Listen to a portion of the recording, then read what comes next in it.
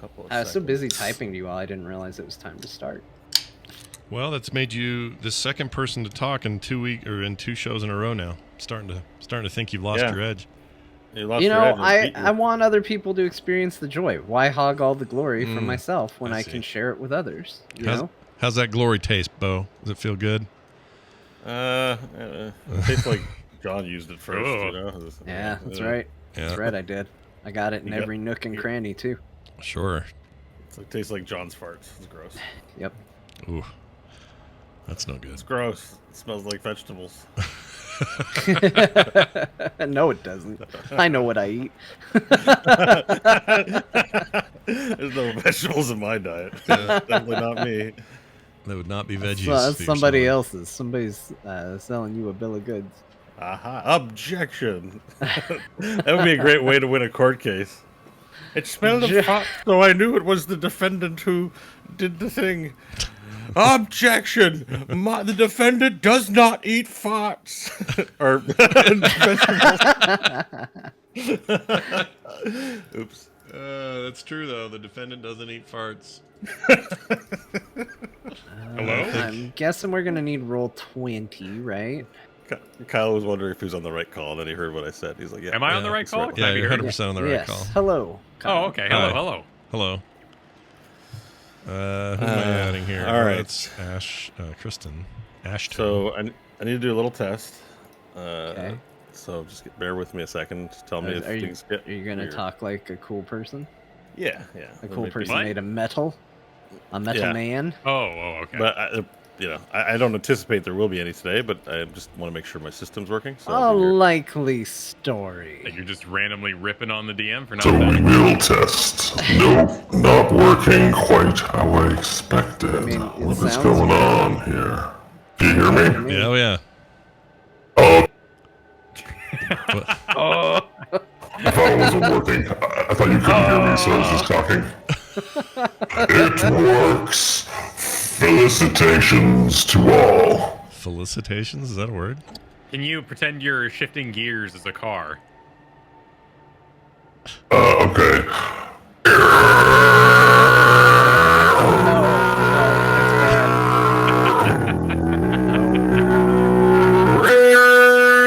Oh, it got okay at the end. That makes me want to watch Dune again and listen to that throat singer on that rain planet. That'd be cool. Was unbelievably awful for a while, and then got really good near the end. Yeah, that's true. Because of the crash. John and Bo, join video when you get a sec. Did something crash?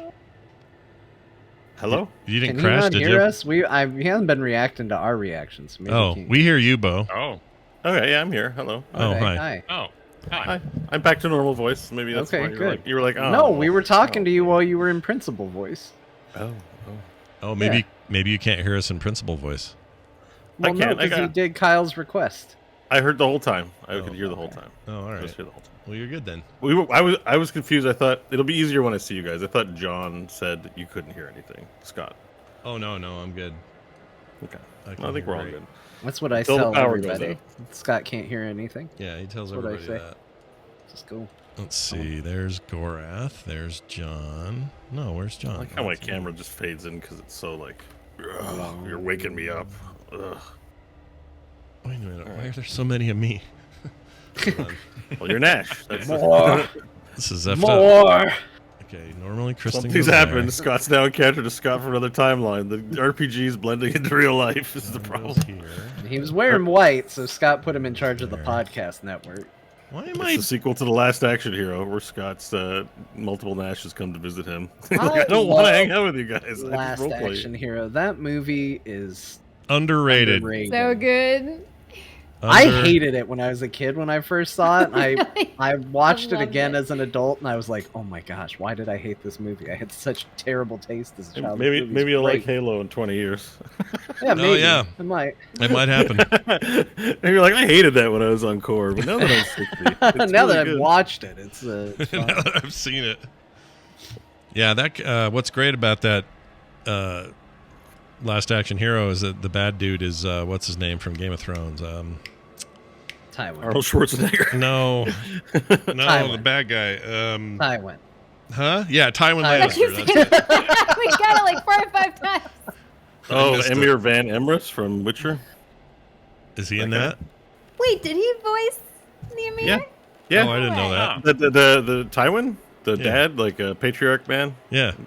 Patriarchy That's himself. awesome. Yeah. Yeah, he voiced Emir Van Emrys in The Witcher 3. And he's like one of those guys that likes video games are stupid, but I'll take this contract and do it. One of those. I think I saw an interview where he's not a fan of the young people and their stupid activities, but His real he's name. a Shakespearean If it's Hazen actor. enough, he can like yeah, it. yeah. We're Charles fine with it. Dance. That's his name. Charles There Dance. you go. Oh shit! Uh-oh. Did a lens just fall out of your glasses, Bo? Is that what that was? You didn't see anything. Shut up. He looked down and I heard glass clink on the ground. Yes, I super glued my lens back into my glasses, and the super glue, I guess, wore off eventually. So It's not all that super. these are new No. glasses, but I still broke them because I fell asleep with them on my face, Subpar glue. and I There have you to go. buy new ones again. Where'd you get them through? Or from? Zenny So did I. I like my from the Zennies. United States. They're good price, but Yeah. it took a long time to mail here. Oh my god! Look at these things. They're good. I like It was them. during the pandemic that I ordered them, so they probably sat at the border for like, is there COVID on these glasses? Yeah, Yeah. COVID glasses. Spray him with something. Yeah. All right. I think everything's set. Bo, you good with whatever you need? As long as your power doesn't go out. Spent a lot of time prepping last night, so I prepped. But I have like 20 tabs open at any given time, so it's just a question of making sure I have the tabs I need. So I think yes. Let's say yes. You say yes? Okay. We're gonna say yes. All right. Well, in that case, I need to know one thing, which I got distracted by is where precisely we left off last week. I don't remember. We were still in the Grove, right? Yeah. didn't we? Hold on. We had just woken up post party, and then we had breakfast, and then they were like, "We got to get moving," and then we had a meeting about just plan, and Yeah. we planned, Yeah.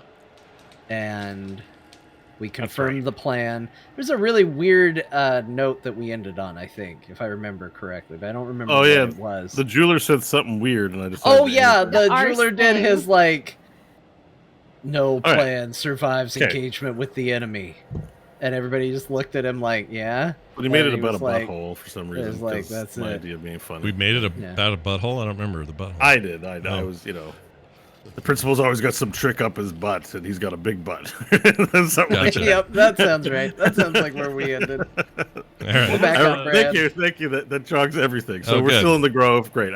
I usually listen, and I just failed to listen, so that there's some continuity between shows.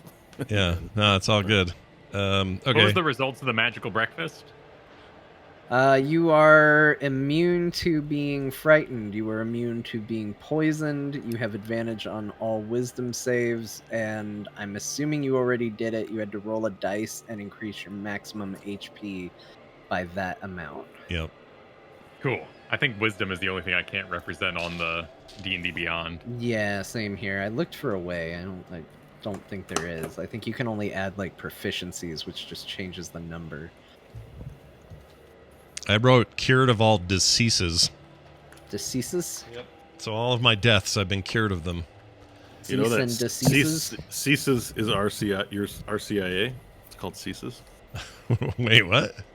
Yeah. You know how you have a CIA? Yeah? Is that what you guys have? That's your In thing? Canada, it's called CSIS. Yeah. Oh, wow. Watch out, or CSIS will get you. Wow, nobody's afraid of that. Love it. Freaking Canada. Always one up in I everybody. know, right? What a name. CSIS. Yeah. Canada! They're the best. All right. I think we're ready then. Let's do it. All right. hold on I a think sec. I'm ready too. Are you? Okay. You are the most important. Oh, I gotta. Why are my headphones not on? I'm not the. We are all equally important. Well, No, that's not true. That's We are- diplomatic. we If are. I'm absent, there's no game unless somebody has something they can pull out that they've had on the side. I get it, but that doesn't make me more important than anyone else. Well, in the context of the game, we're giving It just you makes me a fulcrum. a full. Ooh. All right. I That's think a- that's Yeah, think that's the a word. correct use of the Why word. is that gross? No, it's not This gross. guy's like gross. Something about fulcrum. it. Ugh. Something about it sounds dirty. Like, you got a nice fulcrum you got there. I don't know why. I can handle That's a a pulley physics or two, big but you bring one. a fulcrum in here and ugh. Yeah, gross. Leave Wants you were to yourself asking throw alone. up about- all over the Voice place. on that. You were asking about felicitations. I don't know if it's commonly used in English, but it's a French word. Oh.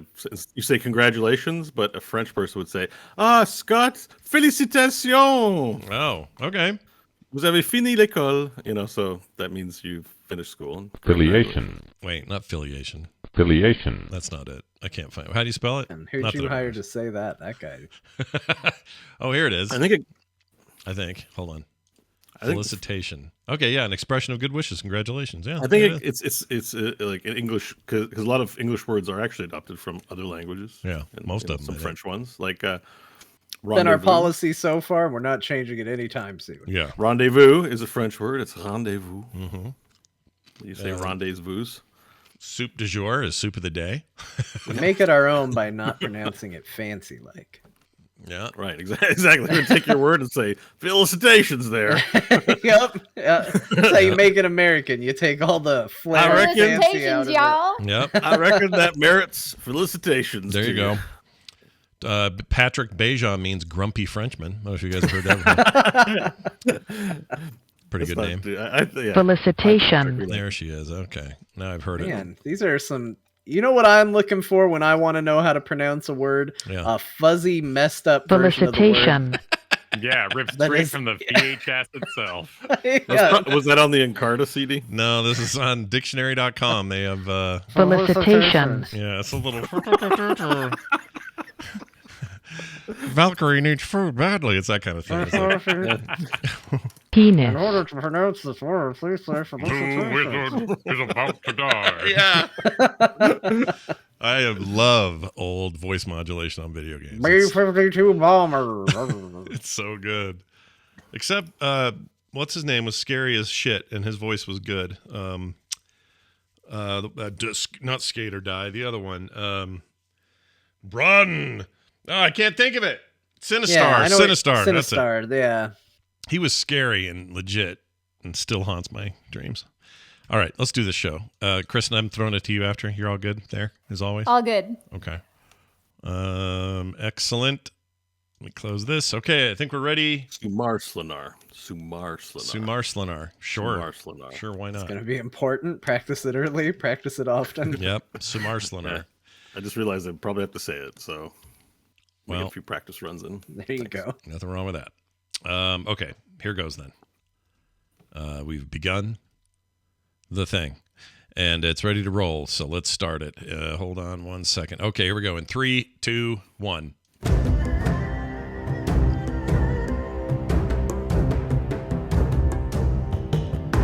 Hello, everybody. Welcome back to There Will Be Dungeons for Saturday, May 21st, 2022. I'm Scott Johnson with Bo Schwartz, John Jagger, Kristen Ashton, and, of course, Kyle Ferguson rounding us out. We're about to play some D&D, and we're glad to have you here with us while we do said D&D. If you are a little bit parched or needs a little pick-me-up in your day, head on over to phoenixpearltea.com/TWBD and grab some teas based on our campaigns. It helps us, it helps you, it helps everybody. So go check it out. That's going to do it. Let's get straight to it and catch us up on what happened last time on There Will Be Dungeons with Kristen. Last time on There Will Be Dungeons, the pack partied like it was their last night living. Nash fell in with his family, Varel mustered a manic mating, Hope put away her past, and Stanley joined the jaunting jubilation. In the morning, a magical meal cured them of queasies before they made it to the waiting war council. Advances and attacks were agreed upon, and while the principal would no doubt undermine with unimagined uproar, the company of combatants concluded, confident in the fate of their fight. Now rejoin our heroes as they leave for their last stand. What ills will the principal provide? Can they properly pursue their plan? And just how many episodes will feature this fight? Find out as we return to the wide and weird world of the Wastes.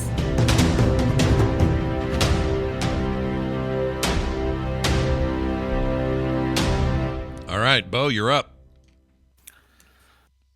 Welcome, everyone. We rejoin Stanley Billings, a.k.a. Valir Ornath, Hope, Queen Hope, Orifi Hope Akmanis. Oh my god, I'm bungling this. Nash Magard of the Solar Mines, and of course, Varel Rasvim Keurig. As they are seated around the grove seats along with their fellow faction leaders in the grove underneath the great elder tree of Mars, known as Sumar Slanar. At the end of last week's episode, we were discussing, or the party was discussing, their plans for assaulting the last bastion of Vladomotrix, the Chrome Lord himself, on Earth, the Solar Mines. At the center of this grove, where everyone is seated, there is an illusory map displaying an area of mountains ranging in a circle within the center of valley filled with solar panels and various factories and buildings where its population works and lives under the duress of its rulers. To recap who is in attendance, we also have the High Elf Amanthalodar, the previous leader and still spiritual leader of the Elhendari Elves, the military leader for the Elhendari, General Chrysorius. We've got the Liberator faction representatives, which is an ex-Koromukishi orc known as the Nameless One, as well as the proprietor of the Sapphire in Slave Town previously, Bertrand the Jeweler Bolg. Famously got into a fight with Nash so many years ago. We also have Hargo Moon, he who is blessed with Wise Finger, a giant seated behind the seats, watching on. Monsoon Cabbage, the Vampire Knight, is here. Diantalis, Archfey of Carnage, an energy being of blue, is in attendance. As well as various, the leader, I don't have the name handy, King Zalar, I believe is his name, of the Arakokra, the bird people with whom we've had very little interaction with. This War Council of Earthly Defenders continues their conversation. Now, when we last left off, these were the following determinations the party had made. They're going to start the battle at the front gate, the Heroes of the Wastes, along with the Liberators and possibly other forces. I have questions. Tieflings, perhaps. Once the battle is underway, 4 different strike units will attack the anti-air towers within the valley. Diantalis will take the northwest tower. And if you look at Roll20, you'll see they're in the general vicinity for the strategy plan. The Lizard Folk Tactical Team, or TAC Team, as I like to call them, will be taking on the southeastern tower. Monsoon himself will take out the northeast tower. And the 99 Nashes, who are not in attendance, but are very, key faction within the army of Earthly Defenders, will be disposing of the southwest towers. So the battle at the front gate's meant to be the distraction. You may not necessarily get through the front gate. You don't know if you will or not. But once those towers are destroyed, the Fate Six will swoop in, carrying the Trianglosphere, pick up our Heroes of the Wastes, and beeline it to the center, while at the same time the Elhendari Air Forces will then begin striking from the sky below. You will also have Eddie's Gambit and Eddie and Sarah aboard their ship assisting as well. The 4 tactical teams will attack the Slow Peters in the valley, while ground forces will converge at a point in the center and set up a perimeter from which you will fight from. If the vehicles break into the valley, they can join the fray as needed, just charge in and go nuts. The Elhendari Elves, and that's pretty much it. Once you're in the solar mine, the 99 Nashes are to help emancipate slaves. And those are the determinations. So when we last left off, Bertrand said something kind of off color, and everyone was like, all right. So the floor is open to anyone who wishes to speak. Oh no, this plan's a pretty good plan. Feeling really good about it. Yeah. Nash has nothing to add to the plan. It sounds good to him. Amanthalodar looks to you, Vorel, and says, your little green friend, or green-brown friend, made a big kerfuffle when he was last here about something. Is there any hope of assistance from your young goblin charge? Oh, Bok Bok. I believe he will be victorious in becoming King of Goblins and join us with a rowdy crew ventured in rusty metal vehicles. So, in that regard, and I'll approach the map, kind of wary as it's all holographic and weird. Is there any props I could grab nearby? There are no. Well, there's leaves and stones and twigs. You're in a valley, so this auditorium is made entirely of tree things. Very elven in look and feel. Is there a platform of which the projection is? Yes, it's on a. If you picture the Star Wars look of circled seats with a battle map on it, like so, but instead of a table, it's like a bush with flattened twigs, whereby the illusion is raised from. Gotcha. I'll light my sword then, and kind of use it as a pointer into the map. Kind of stare at the map for a moment, and well, they'll be quite useless unless we're able to take the gate. Otherwise, they will drive around in a rowdy style, I assume.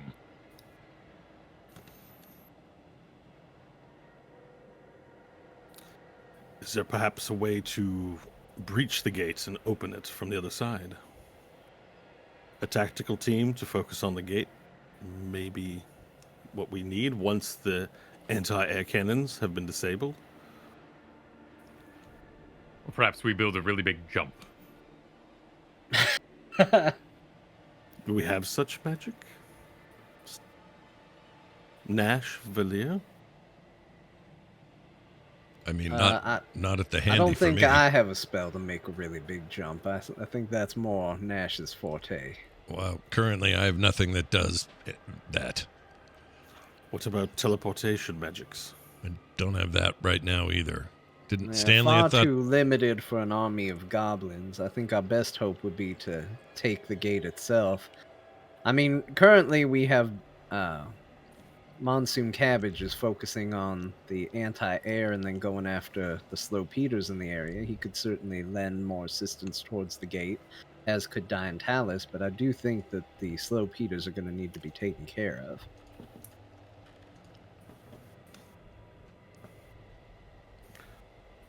On the topic of slow Peters, I can't recall if you had mentioned this in our last meeting, Nash.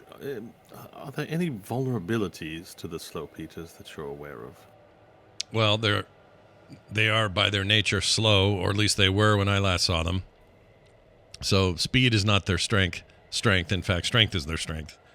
They're very powerful and will turn you to pieces, but they take their time getting to you. So maybe we have the advantage of speed, or their lack thereof. Right, but if they're you mentioned they were comprised partially of fire, would perhaps ice magics and cold be something that slows them further? Ice magic, water magic, anything that counters fire, yes. Probably. I mean, I was never able to fight them in that way, so I don't know for sure.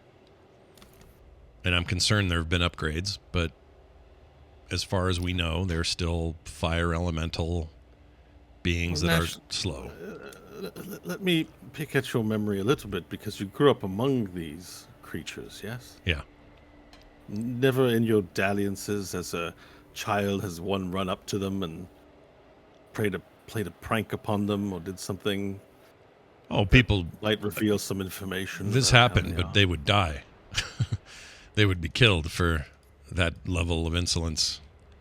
You were never meant to fool with the slow Peters. Their job was to kill you if you did that. Understandable. You don't want to throw in a lore Death Star weakness on these things while Bo's asking you to, like, yes, but they're terribly afraid of goblins for some reason. Just makes them explode in fear every time they see one. I mean, I could go that route. I think speed is probably not. I don't know if there's anything we can counter that with, because they are slow. Hence the name. And to give it some numbers, let's say they are half as fast as a normal human, let's say. So half speed. Like literally you could give them half speed from a technical DM point of view. Who's the DM, Nash? Sorry, as in table talk mode. They'll go half as fast as I can run. Okay, well, that's to our advantage then. Perhaps we can do something quickly that will disorient them. Yeah, they're designed to defend well because their slowness is fine if they're, turtled in. But if they're chasing us for some reason, they are at a disadvantage. Do you have magics of acceleration then? Closest I can come to that is... Did I get rid of enlarge? Hold on. Hold on 1 second. I can't remember if I kept that. I did. So the closest I can come to that is enlarging someone who would then move roughly twice the speed they're used to. Well, that's size. I meant something along the lines of haste, perhaps, or time stop. Well, I do have... I'm thinking of a different character here. Who has what here? Hold on. Oh, I do have haste. Forgot. It's been a while. It's been a while since I've had to use haste. But yes, but it only affects one creature. So, it's not going to work on an RBM goblins per se, but it could work on one operative. No, but perhaps a single agent comprised of haste can outpace the slow Peter tenfold. Yeah. You understand my meaning, right? Yeah, we could do that. Perhaps we are looking for weaknesses. If they are slow, then perhaps speed is the key. Well, it doubles their speed, and they gain +2 bonus to their AC as well. I don't know what you're talking about, but I'm sure its effectiveness is as good as you describe. Oh, and it lasts up to a minute. I should tell you, I have to focus and concentrate on it too. So very good. Then we'll be sure to protect you while you cast the spell, so that you don't take damage and break concentration on it. That would be awful. All right. So that answers that question about the slow Peters. We have a stratagem for them. In terms of the gate, we originally discussed this as a distraction for the team. If we have rope, we have grappling hooks, Varel. We might be able to launch you via grappling hook to the top of the wall. Are you serious in this effort to try and take the wall yourself? More serious now that we consider the goblin brigade that may be joining us. Taking the wall would be an effective way of causing chaos, unless we wish the goblins to ride about before our party, honking and, well, doing what goblins do is quite distracting. And it could cause a decent amount of chaos and draw forces from the mines. You bring up a good question. We have little information, but we have ways of procuring it with our telemetry. And Amanthalodar, on his watery wheelchair, sort of floats up over to the side and whispers into the ear of a page.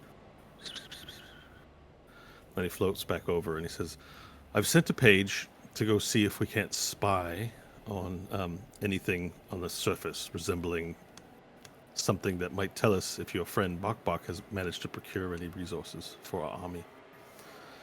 We should know within minutes. Very good. So, to recap what we're doing here, we will be fighting at the gate. It's in question whether or not we shall try and take the gate right away or find another way in. But the distraction will happen at the gate. The AA towers will be disabled. Anti-air towers will be disabled, at which point the Elhendari forces, what they attack is up to you to choose. They could attack the different squadrons that are marked on the map here, but I worry for the paladins in the towers. They will be able to fly up and assault our ships directly through air. So they will not be unfettered, even though the anti-aircraft towers are out. I would expect a certain amount of time they'll be able to remain in the air before we convert to ground assault only. You guys, the heroes can't be everywhere at once to deal with these. And their armor may be too thick for our empathy grenades to penetrate. We shall see on the field of battle. But we're all to converge in the center. Now, I note here that there are lava flows. So, do we converge within rocks in the lava where fighting is difficult? Or do you want us to converge on more solid ground in an area nearby the mine itself? I assume the flows, table talk, the flows are going to give us difficult terrain or something? Well, it's lava. It's going to give us burning. Oh, it's actual fire. lit, like on fire lava, not rock at this point, molten rock. Wait, what? Well, you know how lava, you said lava flows can be cooled lava. So if you're talking cooled, been there for a long time lava, that's one thing. But if you're talking like moving on fire just straight out of the guts of the planet lava, then then my question is very dumb. You should ask Nash. You should ask Nash. Ask him what about ask him about the lava. He was there, yeah. Although to your recollection, it's indeed both. There's a cooled rock, but there are hot lava flows there as well. Okay. Well, to my question though, hot lava. So we'll all know that. But to my question though, if we meet there and it's even if it's cooled, does that represent difficult terrain from a technical For sure. Okay. Yeah, you'll sink into the lava. It will burn you, but also make it slow to walk. It's not easy. Yeah, I'd imagine not. No. I think our top priority is to form a defensive perimeter. Just try and keep as much stuff from coming in behind us as possible. So wherever you feel you can best defend would be the best place to set up. It's a question for the DM. Sure. Naturally, Varel is all right. Let's kick butt. Can I share ideas outside of character? Yep. Yeah. We're having fun. If you don't feel like, well, my guy's the least tactical of the group, but it's killing me because I got to role play. No. You could talk about it. We want to make this epic. So yeah. Okay. Nash is confused about most things, and I think was a child too when he was here, so he doesn't remember anything about the inside of the solar mines. We got to go down in it. Would the information library have like a map or something for us? I mean, it's called the information library. I only put that there because Scott made it up, so I'm. Oh, I see. Yeah, so I can tell you what's in there. What's in there is a bunch of stuff to try to mold young minds into being a certain way, like Twilight. It's DVDs, yeah. DVDs, old videotapes, books. It's school indoctrination place. Sure, it's indoctrination, exactly. So it's not really a place of like the internet where I gotta go find an answer to a problem I'm having. It's more like just what do they want us to see?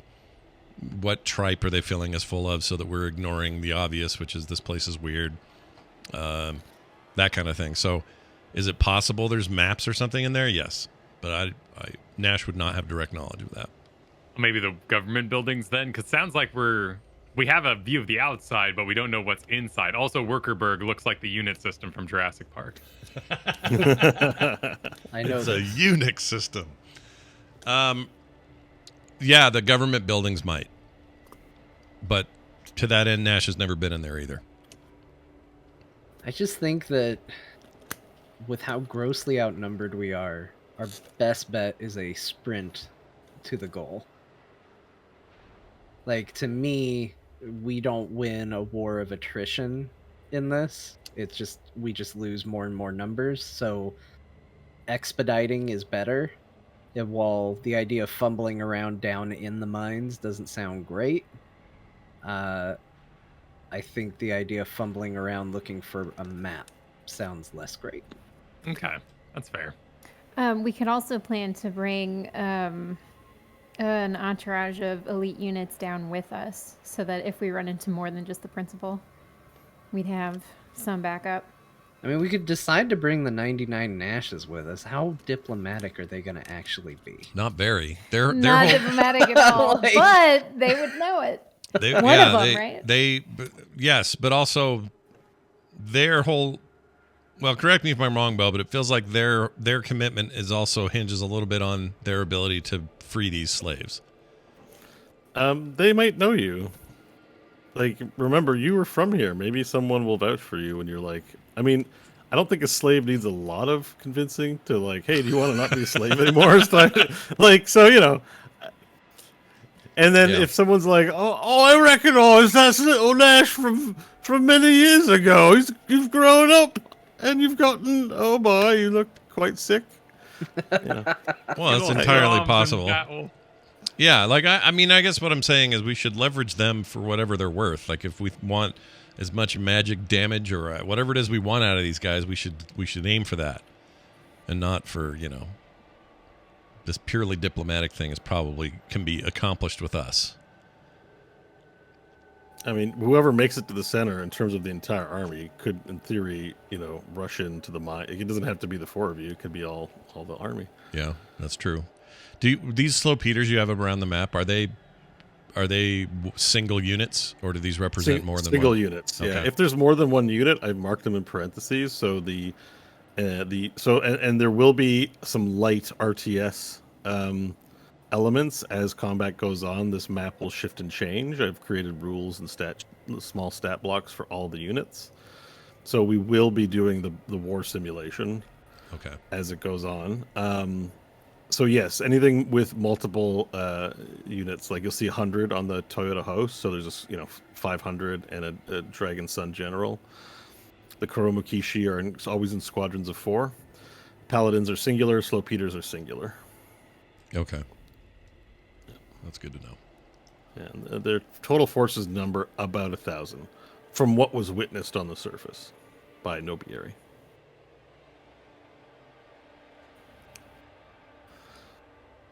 Well, as you guys contemplate and scratch your chin and think about the plan, a Elhandari elf walks in with a box, a nice ornate case, and approaches Admiral Chrysorius. And Admiral Chrysorius opens the box, and then he takes the box. Or he beckons the Elhandari soldier to walk with him, and he starts approaching people. And he reaches into the box and in nice styrofoam padding pulls out these small headsets. And he walks over to you, Silele Prime, and he gives you a headset. He's like, here, ancient Earth technology for communication. And he hands you an earbud with a microphone attached. Okay. You place it in your ear, over your ear, and this allows us to communicate over vast distances. We will need this wireless communications during battle so we can stay apprised of what's happening throughout the battlefield. It will be a tremendous advantage over the savage Toyota host hordes. The Toyota host hordes. And then he goes to you, Hope, and he gives you one, and he begins passing it around. Nash, you get handed a headset. All right. Varel, Admiral Chrysorius looks at the headset and looks at you, and he goes, I'm not sure we have one fitted for Varel. Can this fit in your ear receptacle? I'll look at it. Your ear receptacle. Yeah. So it's like a Bluetoothy kind of thing. It has the over an ear thing to clip on, has an ear bud, and then a long, like a twig. It looks very pathetic as far as some war device is. If you consider weapons and things, it's it doesn't look very threatening or formidable.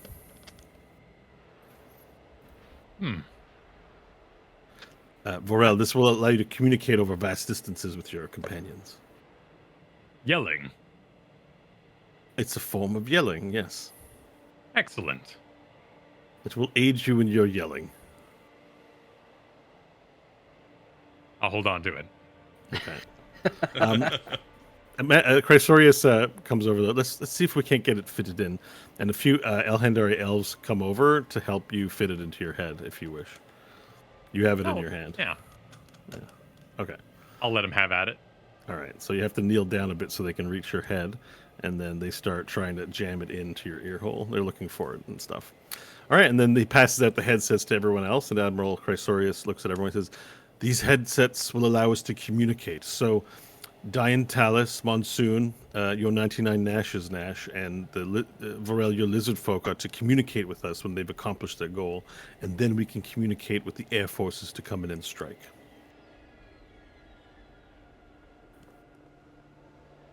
Excellent. And of course, you can use it to speak with one another over vast distances as well. Communications will be a big advantage to us, and will compensate for our numbers, as we will be able to outflank and outsmart them. What if they fail the communications? How do we communicate then? Through magical means or not at all. Take great care with them. They're the only ones we have.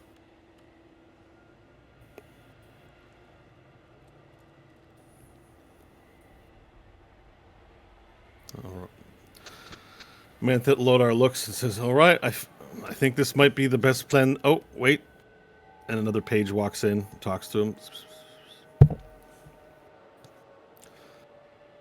"Well, Varel, I don't know that this is positive news necessarily, but our telemetry, our telescopes upon Earth have detected a large cloud of sand being disrupted upon the surface in the general vicinity of the solar mines, but we know not what's in it.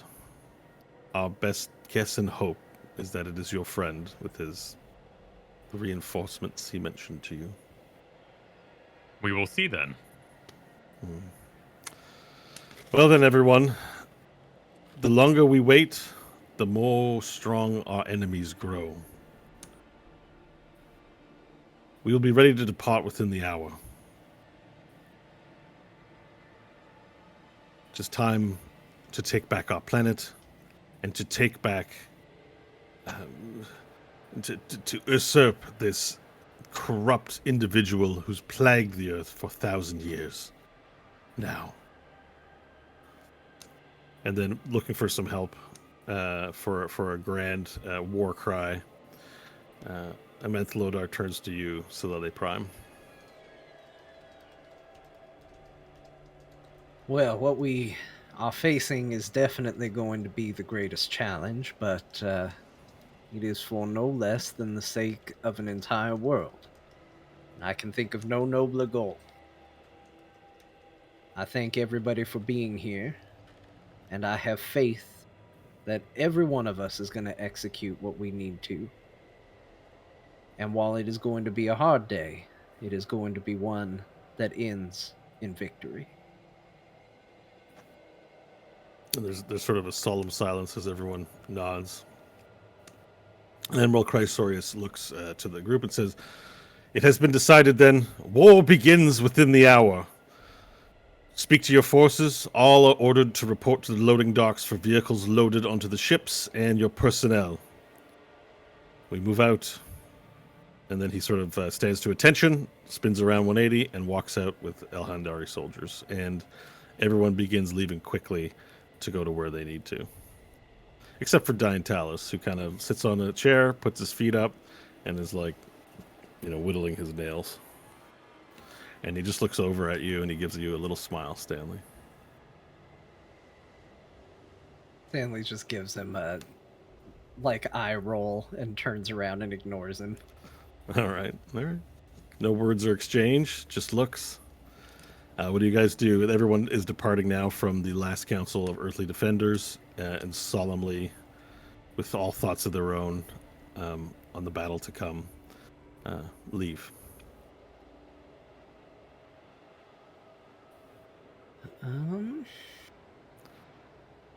Where's Union? Was she here? Yep, she is in attendance with you. She's by your side. Quiet. She's quiet and solemn, performing her duty, at attention, performing her duty. But she still seems off since. Well, now that you've been with her a bit, you can tell that she's off, but by how on she is, if that makes sense. Like, she started to let her guard down, interpersonal contacts with the group, and she's just completely thrown herself into just her role. I'd see if I could pull her aside for just a moment. Of Just course, kind with of the away Slowly from Prime. everybody else. Yeah, you do so discreetly to Yeah. not draw attention to it. Yeah, all right. Union, I was hoping we could talk a bit before the battle. Of course, my Solili Prime. Well, you have seemed, I don't want to say incapable of doing your duties. Quite the opposite. You've seemed extra focused. And obviously last night was a bit of a insane party. Is everything all right? Everything's quite fine, my Solili. I've simply we've had a victory, and there was some celebration, but it was important that I needed to be reminded that I've devoted my life to the protection of the Solili Prime and the Elhendari people's efforts to restore order to Earth and to nature. I have my role to play, and I shan't lose focus of it. Well, you do. You did, as a matter of fact. You, all too recently, damn near gave your life for that very purpose. And while I cannot take full credit, or even perhaps majority credit, in saving you, I did have a role to play. And I'm gonna tell you this, Union. I didn't help save your life so you could throw it away. Where we are going is very dangerous. And as far as I'm concerned, you have performed your duties admirably and to the letter and had them fulfilled.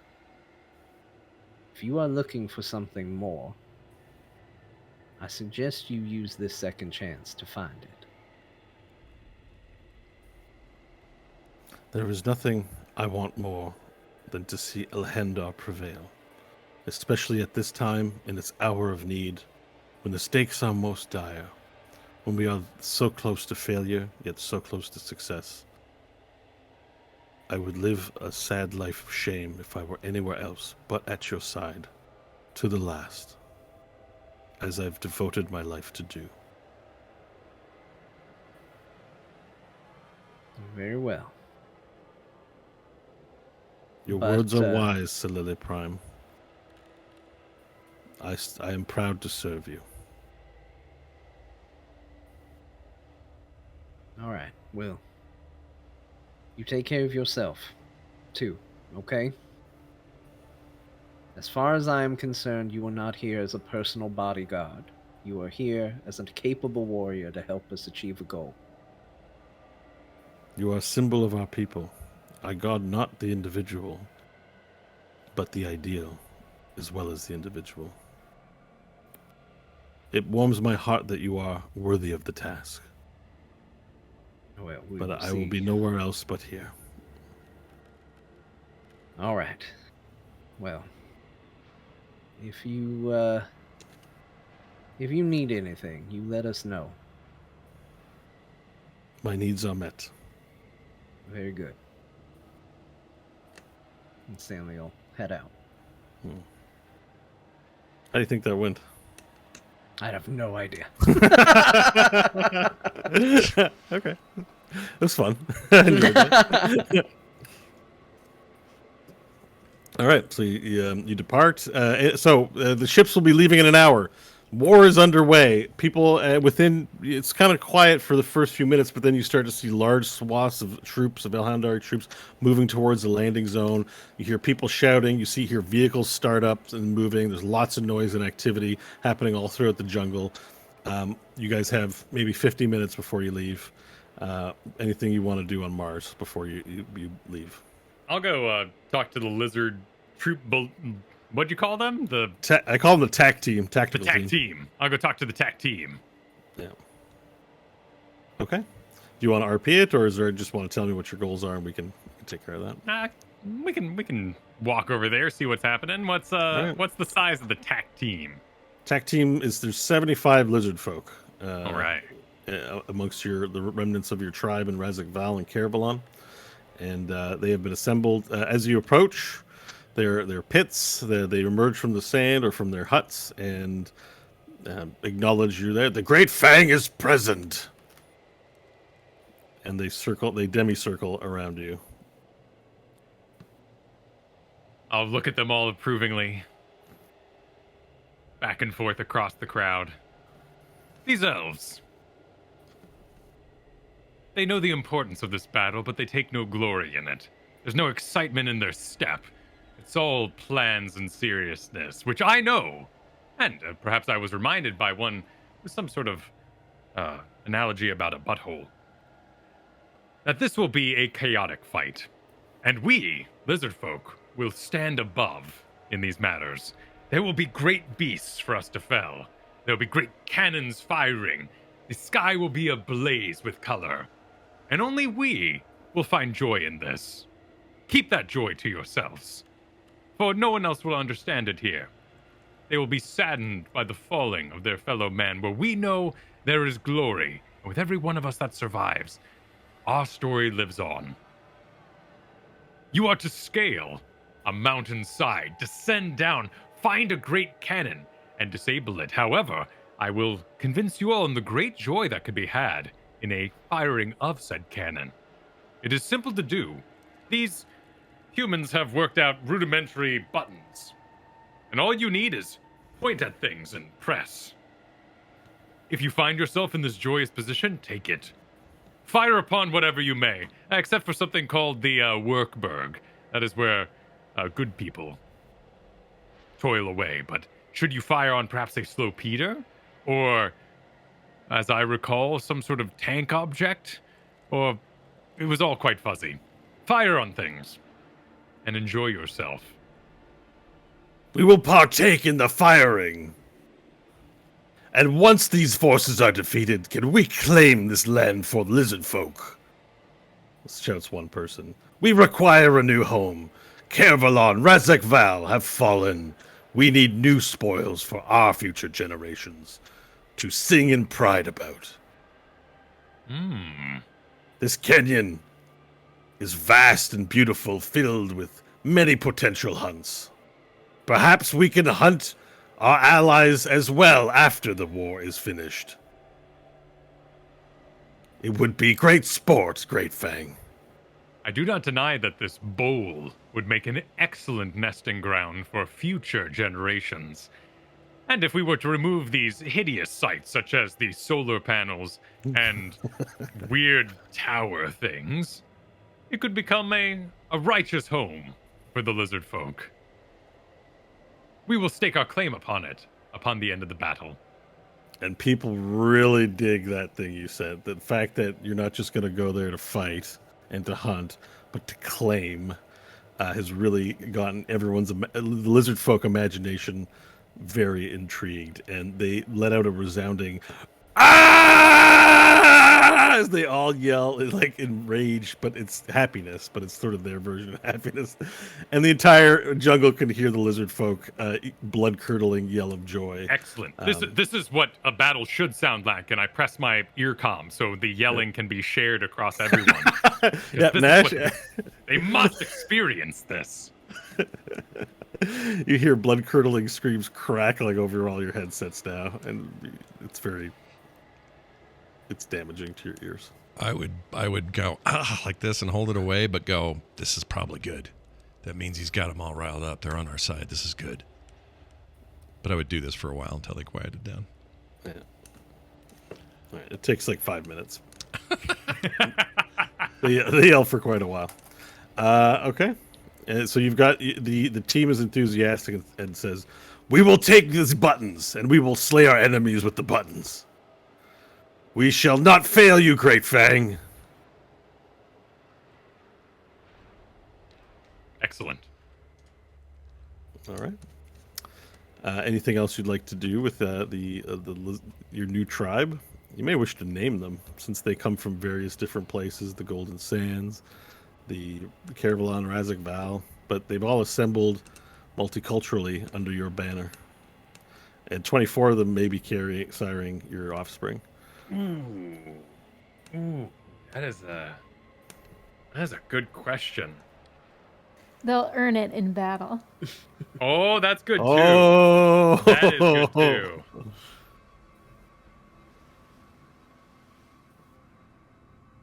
Yeah. Well, something to think about. Yeah. I like that ethereal idea. So they will Yeah. be known as the TAC team for now, but should they prove themselves, they may earn other such titles. Yeah. That would be part of befitting my other body parts, of course, like the claw of the fang or the eyes of the fang. Yeah, exactly. Okay, like this. This all makes sense. It's all very good, and that gives them inspiration to go claim the land. It's all part of the thing. All right, excellent. So for Hope, Stanley, you sort of had your speech, but I don't know, Nash, if you need to speak to your family or to. I would this just is the one last goodbye. I'd be one big goodbye. Hang out with the family. If we only have 45 minutes, an hour, I would spend that time with them and. Reassuring them that everything's going to be great. We got a plan. Be back in no time. This kind of stuff. Okay. And if you don't come back, is there a backup plan you want to tell them? No. I'll just say I know what I'd do. I'd make a bad joke to my wife, Angela Ashley. I'd say, look at it this way. There's 101 Nashes going to this thing. Or I guess it's just 100 of us, right? There are 100? 100 total with me included. It's Nash and the 99 Nashes. I'll say we got 100 Nashes, of which I'm only one. If for some reason I'm gone, one of those guys will step in. They'll be fine. And I'll kind of wink at her and walk out. Yeah, she likes your sense of humor. It works for her. So. Okay. I like that Bo justifies these. Like, guys, I know this is working for nobody else. Typical reaction will be like to punch him or to hate him, but she married him. She knows what he is, and so she obviously is not going to be with any other Nash than her Nash. But so she knows it's a joke. Sure. Yeah. Good. That's why I married her.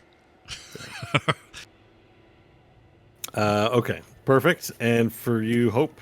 Hope would be studying the triangular sphere and how to work it and turn it on and all of that stuff. Yeah. She has an hour, so she's going to try and cement that before all hell breaks loose. Okay. So Nobieri keeps you company then while you do that. Basically, so just like in the biodome on Elhandar, it's a big heavy device, right? And it floats, but it's kept in an Autoluke's resilience sphere. So you have a remote control that allows you to float it around. And it does prevent damage to it, but if that sphere for some reason is disabled, and you can enable and disable it with the remote, it's vulnerable to damage, and it's a highly sensitive device, so care must be still taken. But you don't have to lift it, so long as that device doesn't get destroyed. So... And if the device gets destroyed, you're probably asking Varel to lift that thing on your back because he'll be the only one who can do it.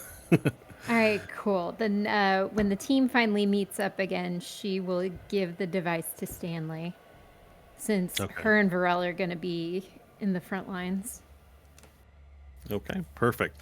Yeah, so the device is going to go on the Fate 6. You guys are not going to start with it because you're going to be on the front line. It's going to come in on the Fate 6 later once you guys meet up. That's the plan, as I understand it. Yeah. Perfect. So everyone says their goodbyes, does their final conversations, and eventually makes their way to a giant assembly of individuals. The entire army, multicultural army of the earthly defenders, gather within the valley upon Mars and assemble into various ships. I'm assuming you're all going to be taking the Fate 6, but if you wanted to board a different ship, now's the time to make your selection. They're basically Elhandari dropships and the Fate 6, so you'd be on an Elhandari ship.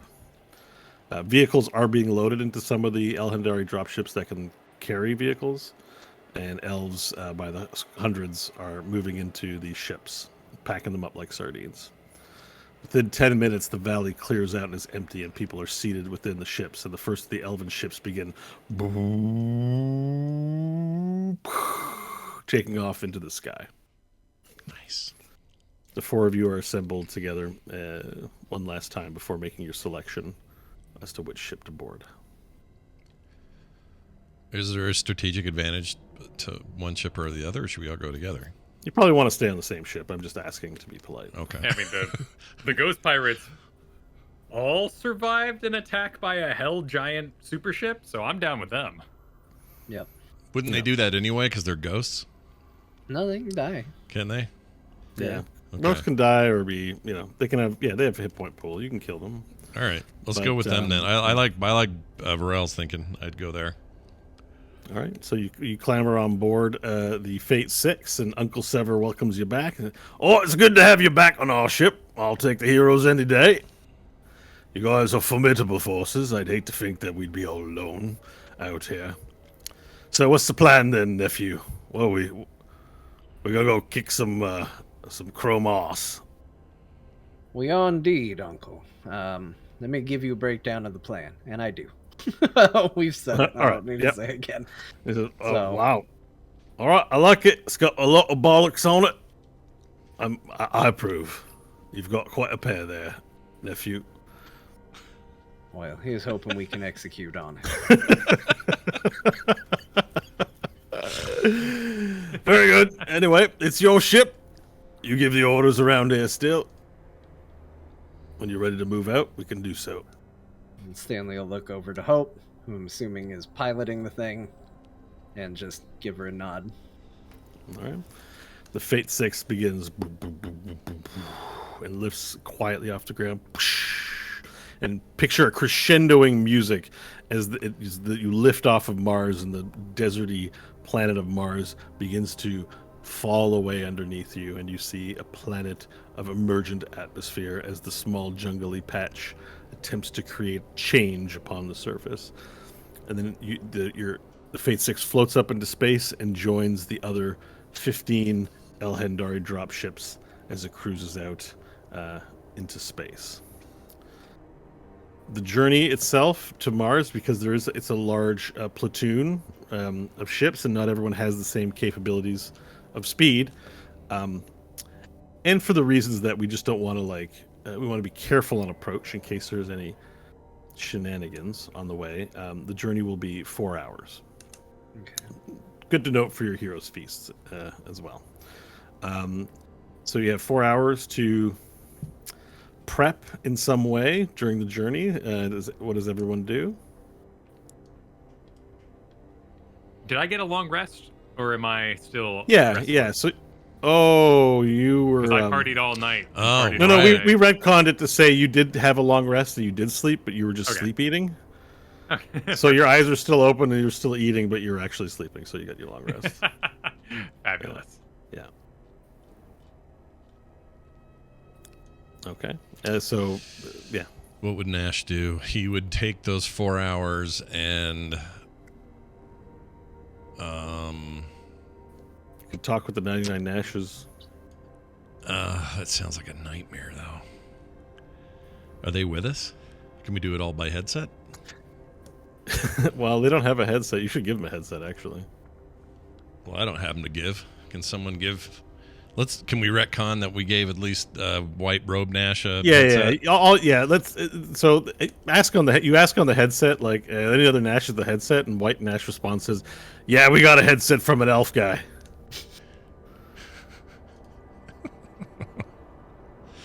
All right, I'd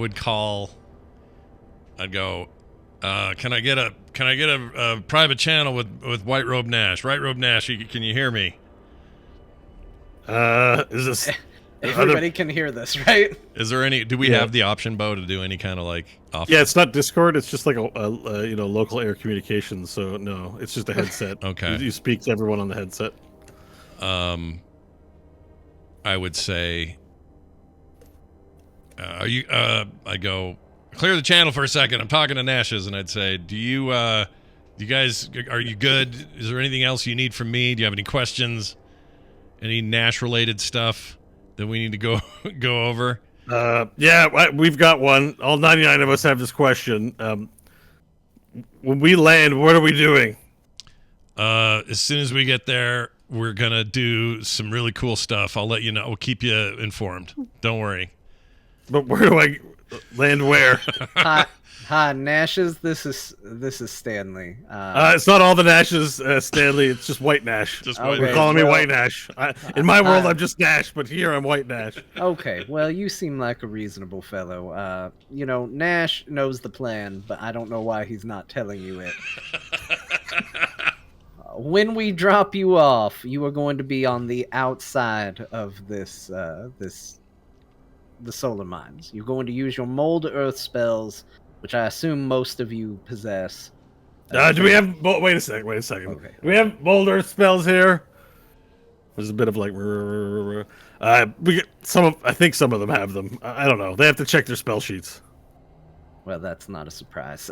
So you're going to move into the canyon and attack an anti-air gun. Okay. An anti-air gun. Yes. They have cool buttons. You should use them. Oh, I like that idea. So we're gonna go in. We're gonna get an anti-air cannon, and shoot the anti-air cannon. Got it. Varel, let's not confuse the Nashes. Most of the things in the air are going to be allies, so shooting at things in the air is not going to be smart. Destroy the cannon so they cannot use it against us. Oh, what do I use to destroy the cannon? You have destructive spells, yes? And some of you can turn into giant hamsters, yeah? You just crush it. Yeah. Yeah, but it's not as easy as that. I need to save it for when it's really important. Is the cannon a really important objective, or am I going to need it later for something? Are we all going to need ours later for something It's else? a really important objective. It's really. How do I hang up? How do I get out of here? Hey, we had to listen to you yelling for 5 minutes. You can listen to some strategy for That a was moment. motivational.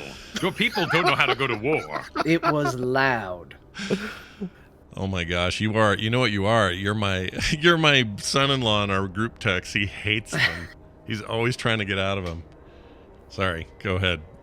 Anyway, you and your Nashes, this is important. You need to destroy that cannon, and then you are going to move forward into the city fighting any of the slow Peters. Do they know what the slow Peters are? Is this information that you are all familiar with? Well, hang on.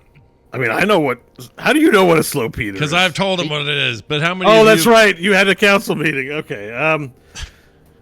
Hey, guys, they all know what the slow Peters are.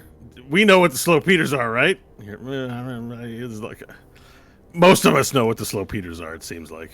Okay, look. How many Nashes do you think it's going to take to destroy an anti-air cannon? That's the worst. Tish. The worst joke of all time. I mean, why do you need some of us for something else? I'm just thinking. I don't know. I've This never many taken Nashes out in an one anti-air place cannon. always seems like a bad idea. Honestly, having 99 of you seems like a bad idea to begin with. Well, wait. You brought us here. Why you say?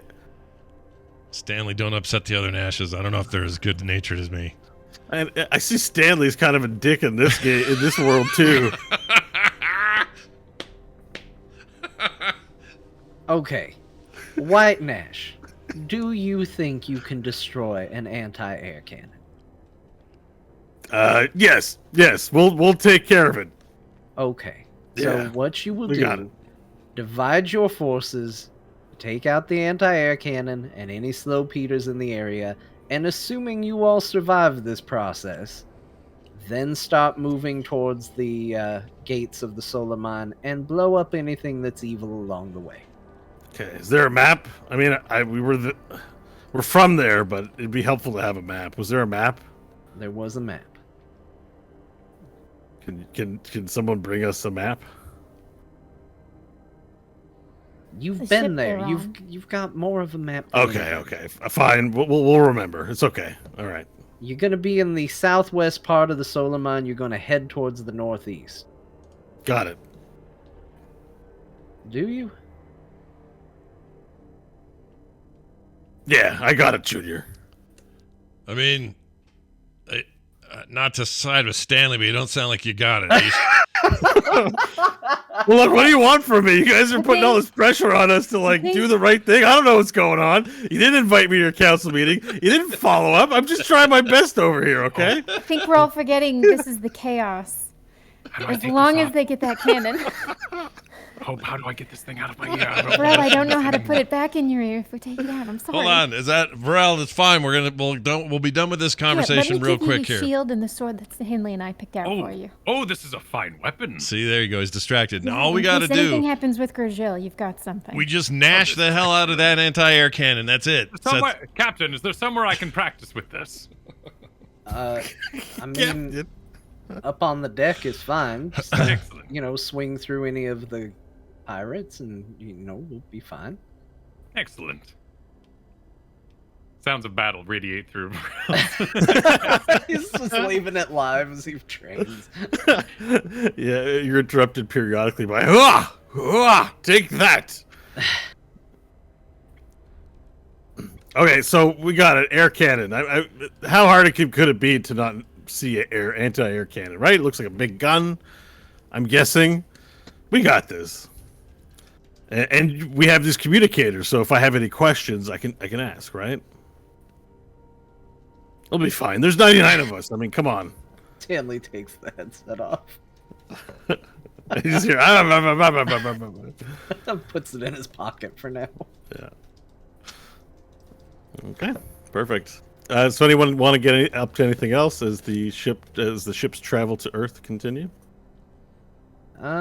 Yes. Stanley is going to go below deck to see his father. Oh. Okay. All right. So you make your way below deck. You walk past the triangle sphere that's resting, where Hope is still, now that she's no longer needed to pilot, is examining it. And you walk past Pharrell, who's going, "Hua, hua." He's all over the ship. Somehow he made it downstairs. You walk past him, and he's practicing in the hallway, fighting imaginary enemies. You walk downstairs, and you sort of see the 99 Nashes, and they see you, but then you pretend not to see them as you continue walking further downstairs and make your way to the chamber below the chamber where your father's face is carved in wood. It sits there motionless. And in Elvish, Stanley is going to say, "Hello, Father."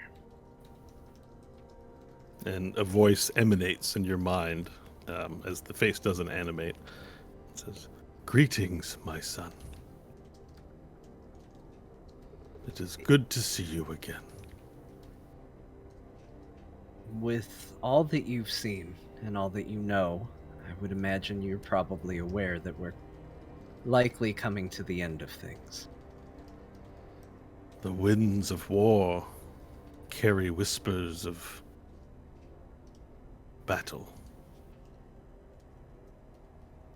It's been hard for me because I have spent every year of my life wishing to be back with you and Mom again. And I was given a chance, and then knowing what I know, I didn't want to. I didn't want to see you. I honestly felt like I hated you for what you did. To know what you were going to put me through and to decide that, I couldn't imagine it. But I don't know what's going to happen. I don't know if I'm going to survive it. I don't know if we're going to succeed or be yet another failure. I have no idea. And I don't want to go into that battle hating you. But I also don't know how to forgive you. And so I realize that you have seen my story, and you made a decision for me to walk this path, knowing how hard it was going to be. But you've never heard it from me. You saw a vision of what you would put me through, but you haven't heard from my mouth what I went through. And I'm going to tell you. And I don't think you're going to like hearing it, but I think you need to, if I'm going to be able to forgive you for what you did, and more importantly, do what I have to do. And then Stanley will basically tell him, a shortened version of everything he went through from the day he saw them killed and was taken by the raiders all the way up till now. And that's what he would be doing for probably, realistically, how much Stanley talks most of the trip. Yeah, and you really let loose and I guess say a lot, so it's almost as if you're speaking to a wall at a certain point, but you know he's listening and you know he's there. You can feel his presence. But it's a one-sided conversation as your father listens. And as you lead up to the point where you get to now, a voice emanates in your head and says,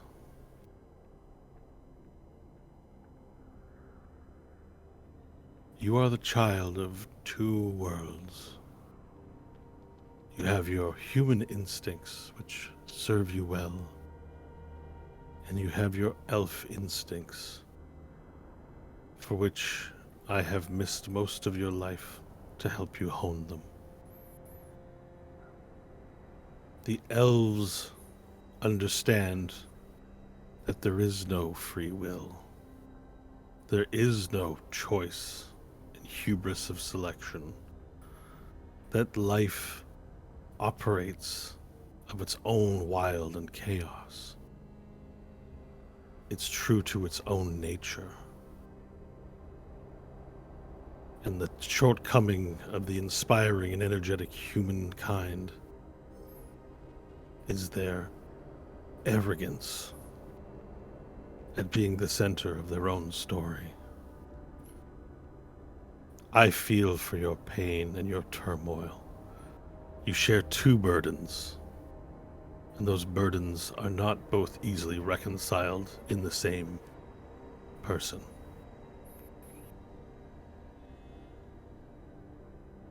You will understand that what is about to happen has already happened. And you know this because of the Nashes you have aboard this ship. They have done it. But in the weaving of time and in the weaving of possibility, we seek to achieve the victorious resolution. And in this, death and sacrifice must be offered to achieve the goal. I have thought long about this, and there was no other way. You may feel that you have been wronged and that you wish to forgive me, but there was no other path for me either. We have done what must be done, what we were destined to do. And this is the very nature of destiny. The sooner you stop fighting your destiny and embrace it, the closer we may finally come to the ultimate victory over the Weir. I take no pleasure in delivering pain unto you or your mother or to anyone that I have had to use to achieve the ultimate end of good.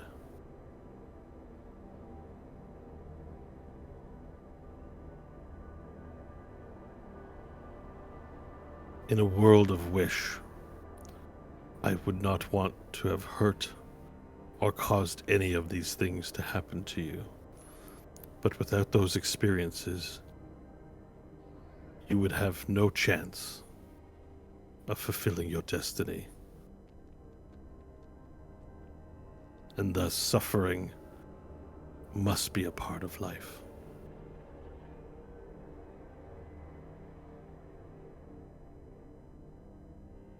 is perhaps the most difficult lesson a father can give to his child. To hurt him, knowing he will strengthen him.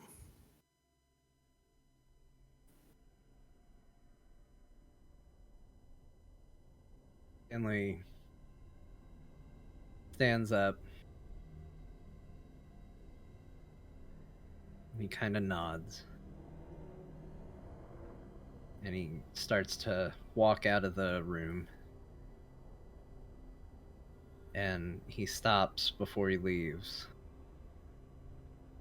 And in common, with the accent that his father now understands the source of, he says, I think you and Don Tallis would have gotten along quite well. And walks out of the room. Oh. Harsh words.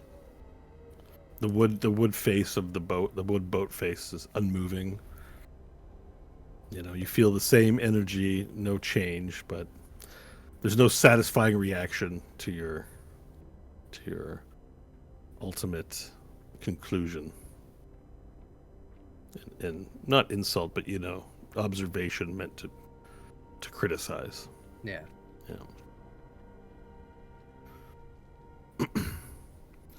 Oh, do you feel better about going to war? No. Elves, man. what a people. All right, so you ascend back up, and the Nashes sort of look at you, but they kind of see that there's an energy emanating off you, and they kind of now they pretend they don't see you. All 99 of them look at you, and they go back to their scrolls, trying to figure out what spells they have, and you ascend the stairs, and then you ascend the stairs, and then Vorel's still high-yawing, and Hope is hard at work, and Yunyan she's been there the whole time. I don't know if would you have her come into that room with you, or would you told her to wait outside? She probably would have waited outside. Yeah, so she waited outside, but she's just been diligently next to you, and you walk up past everybody, and where do you head to within the boat? He'd probably go to his quarters. All right, you go to your quarters, and you close Union out. He'd probably look for a diplomatic excuse and just sort of say, Union, I think I need to rest for just a bit. If you could let me know when we're almost there, I'll head up on deck. She bows in compliance to you. Just waits outside your door. Okay. Well, with that, we are heading to the break, and when we come back from the break, we're going to arrive. So I'd like to know, is there anything anyone else needs to do before we get underway? I don't think so. The Nashes are settled. They're good. Yep. As good as they're going to be. So just figuring out what spells they got. Yep. That's what they're doing. Yeah. So as far as I'm concerned, I'm good. Anybody else have anything? Nope, then that's it. Let's head to the break then. All right. Sounds like if you had something, you would have shouted it out by now. So we're going to head to the break, and when we come back, war! War, everybody! What is it good for? Absolutely something. Say it again. Okay, we'll see you guys soon.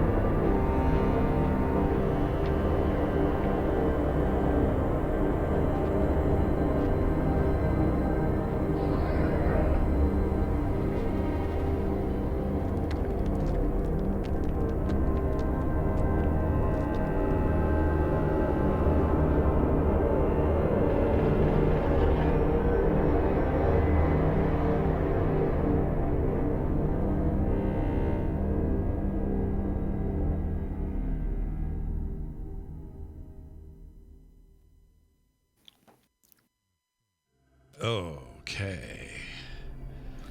Ooh, look at that. Okay, what's going on over Nothing, there? I'm just Pretty being good. weird. What are you Calm doing? down. Calm down. Bo, are you you have your blueberries? I do, yep. I went out and got some blueberries. Oh, those are good. I'm in the mood. Nice little snack. I just watched the other night Starship Troopers, so all I can think of is and war. Yeah. I like that movie. That's good. Yeah. It's kind of stupid in all the right ways. In all the Mad best stupid. ways. Yeah. All the best ways. Very dumb. It's so bad it's good. Yeah. And I like Michael Ironside a lot. And I was sad that he died in that movie. But also Was it's he the cool. teacher? He was the main teacher guy, older guy. And then you got one of those teachers was one of the Golden Girls. Can't remember her name. Rue McClanahan. She played the slutty Golden Girl. Nice, Blanche. But she's Blanche. Blanche. She's the teacher that has the weird goggles on, the glasses goggles thing when they're all in school. Oh, really? Yeah. Weird. Yeah, it's very weird. What a weird role. Yeah, that movie's got all kinds of strange stuff, connections and crap. Plus, I'm just a sucker for Verhoeven's weird movies. There's something to them. All right. Oh, John's back. I missed it. I am. Hello. Let us kick back off here. Hold on 1 second here. Okay. All right. We're back, and our travels continue. Bo, take it away. We return to a view of Earth, and then we sort of scroll up through the stars and see Earth, and then we see 15 ships and an airship float in through space slowly as it approaches the surface of the Earth. On everyone's headset, you hear Admiral Chrysorius speak out. We're within range of Earth. We will now proceed to drop the front assault team approximately an hour away. Vorel, we have better vision on the cloud. It would seem there is a horde of goblins en route to the solar mines. Shall we drop you in their general area? Allow me to approach at the very least for a time. We will deposit the vehicles and the ground forces, the human liberators, and the tiefling volunteers, as well as yourselves. Would you take the Fate 6 down, or do you wish to transfer to one of our Elandari dropships?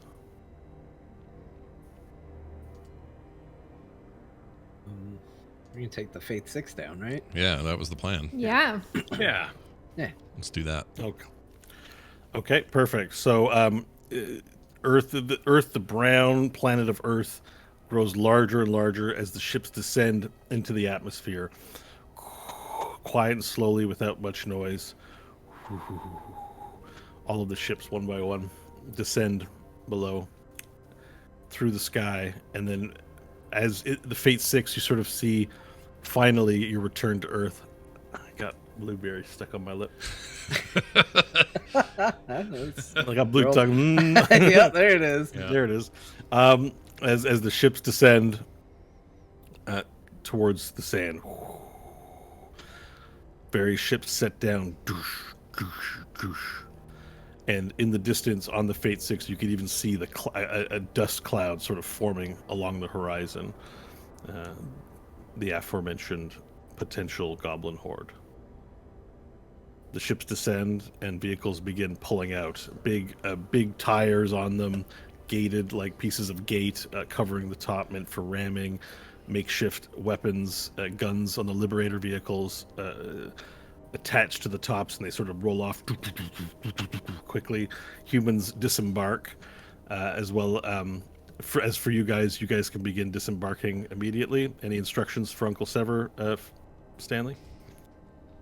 When are we dropping off the Nashes? Because they're on the Fate 6, right? Yeah.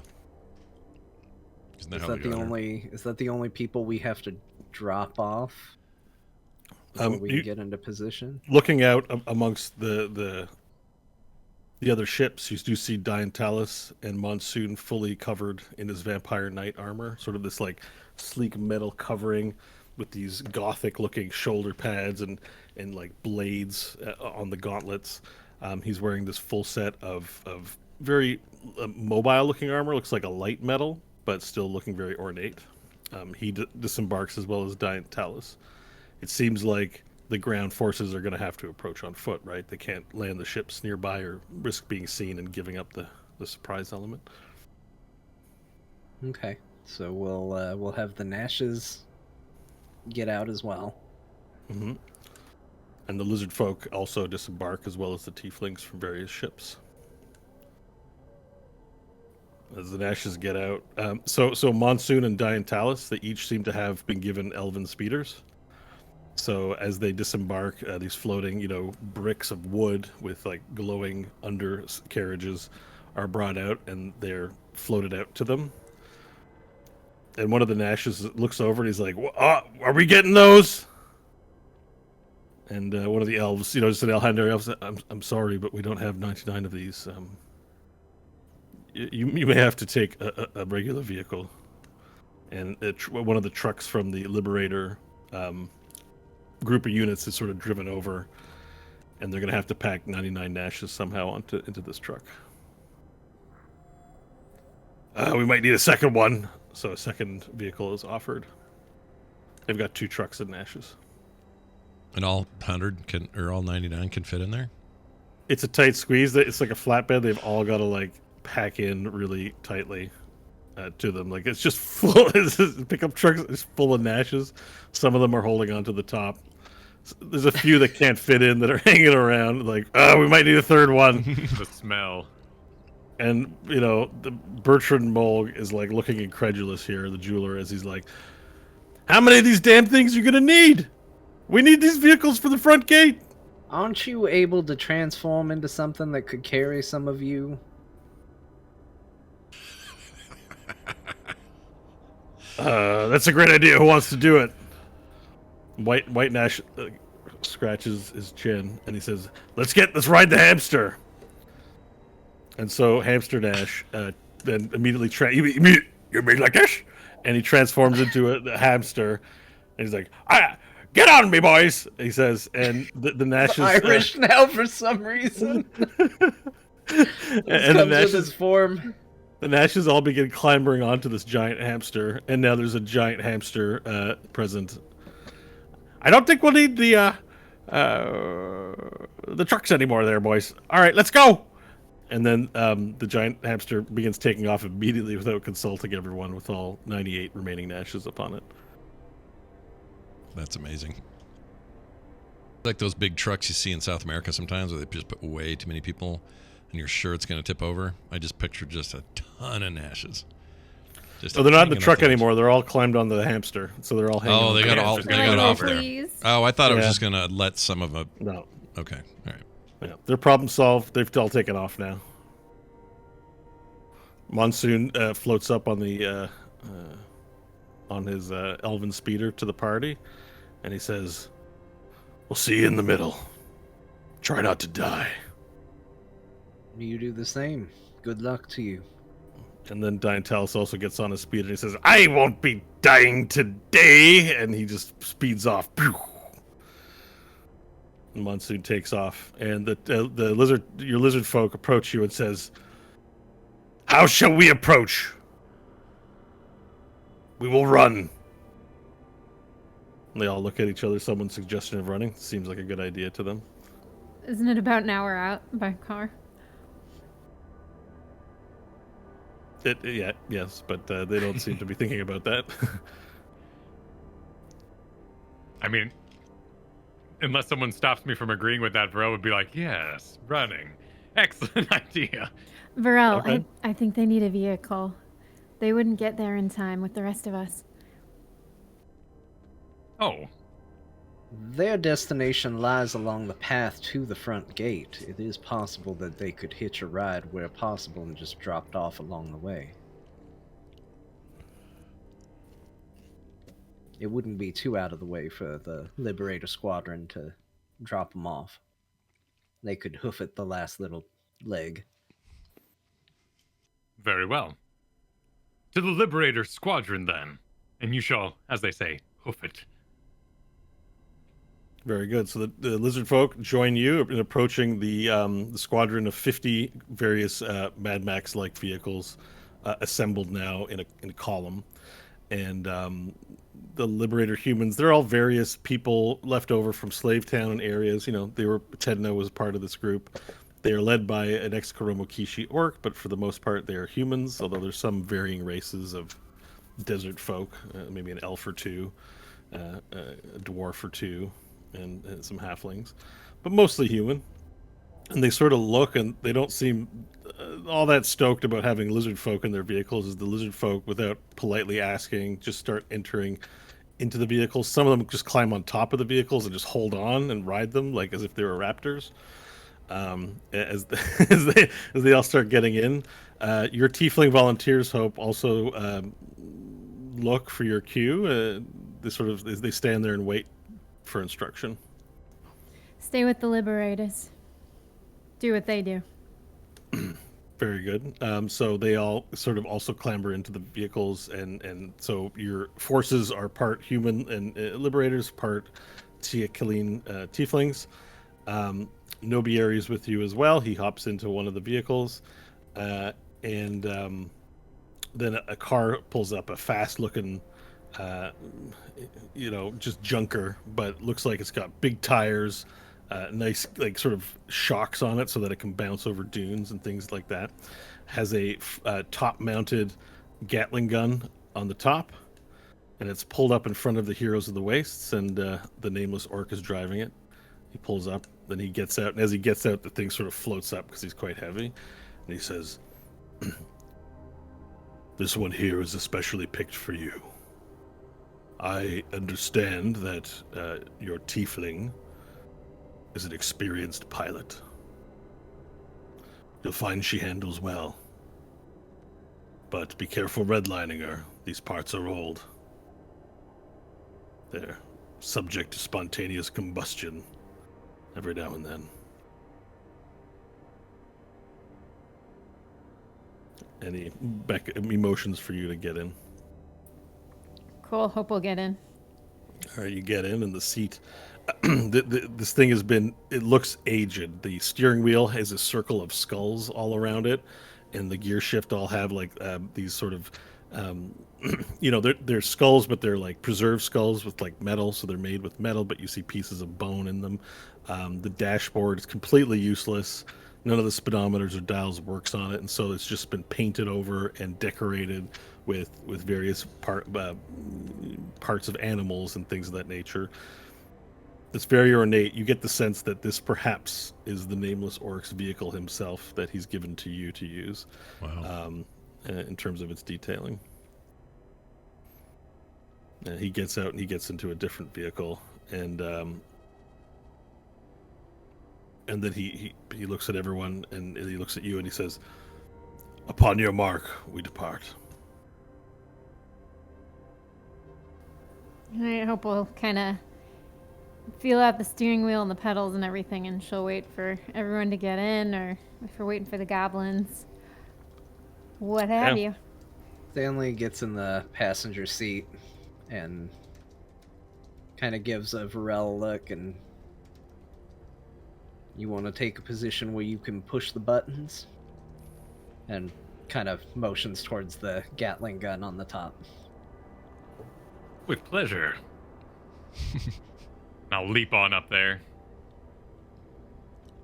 Perfect. Okay, so you leap on up top on the Gatling gun. Nash, do you get into the vehicle as well? Yeah, I'd say, "Hey, Stanley, where do you want me in this vehicle?"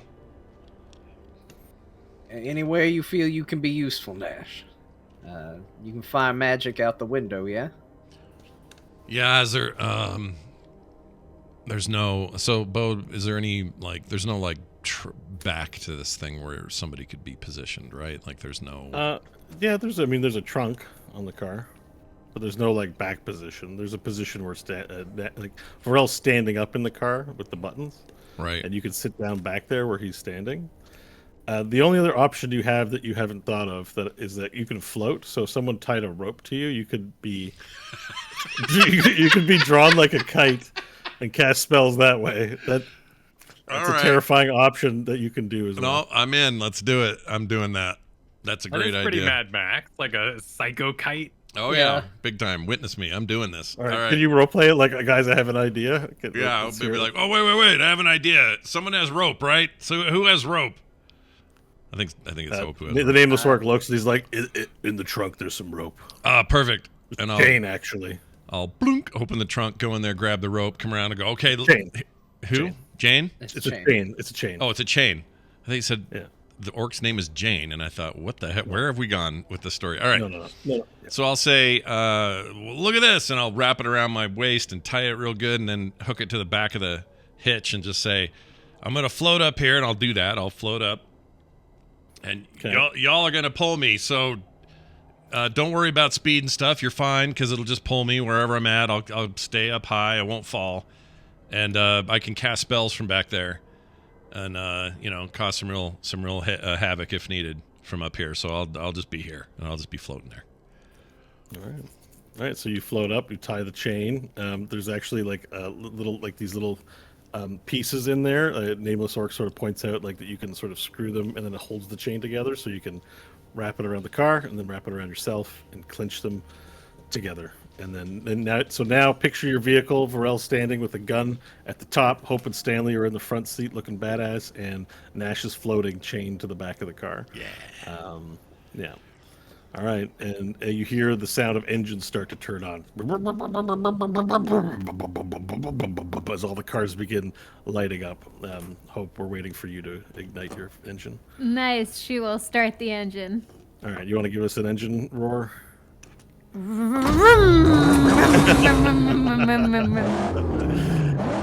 Nice. Yeah. So as the lineup of cars begin, she'll give a few revs and wait for everyone to answer back with some revs.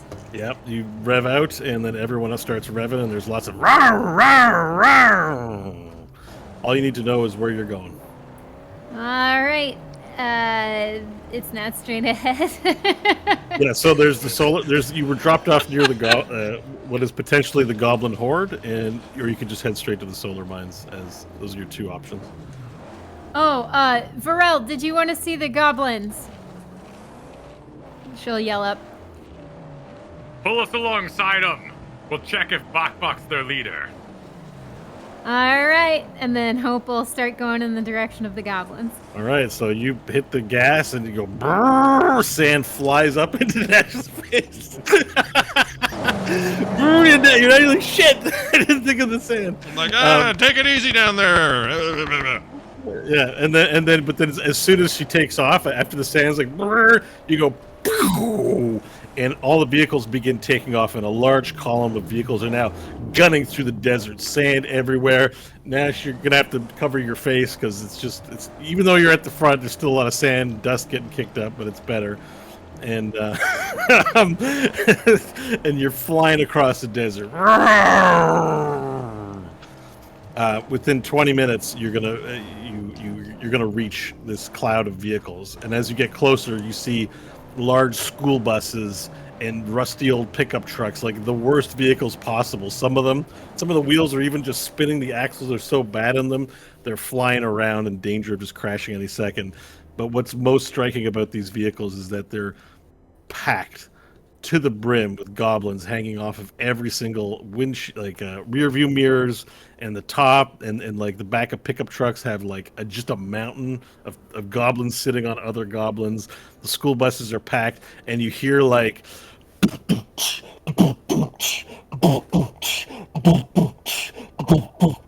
of like some crazy ass rap tape being played that's old as hell. There's a whole bunch of swearing and cussing going on, and the goblins are going, yeah! It's almost deafening as you get close, and the goblins like are hitting hubcaps and wrenches together, and just like and just and as you pull in, you see in the lead vehicle there's this giant ornate looking it's like this Porsche right? But all the doors are ripped off, and on top of it is a giant throne, sort of drilled into the top, and on top of the throne standing is a goblin with a giant gaudy ass crown and a big silver scepter or gold scepter and a loincloth as a cape tied to him, and then all these like sort of chains and necklaces in a sash, like just these golden sashes, and you hear to the beat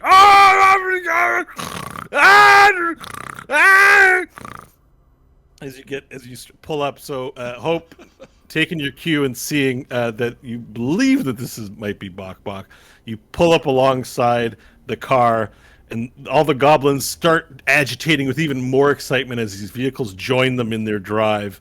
And the goblin turns around and he's like, ah! Ah! And he's yelling at his people. You are now within yelling distance, Pharrell. And in Goblin, I will say, be that Bok Bok, king of the goblins. Bok Bok king! Pharrell friend! He yells out. We on Boogie! Then great Boogie for friendship. With me. Yes, we go Boogie! We go make hurt!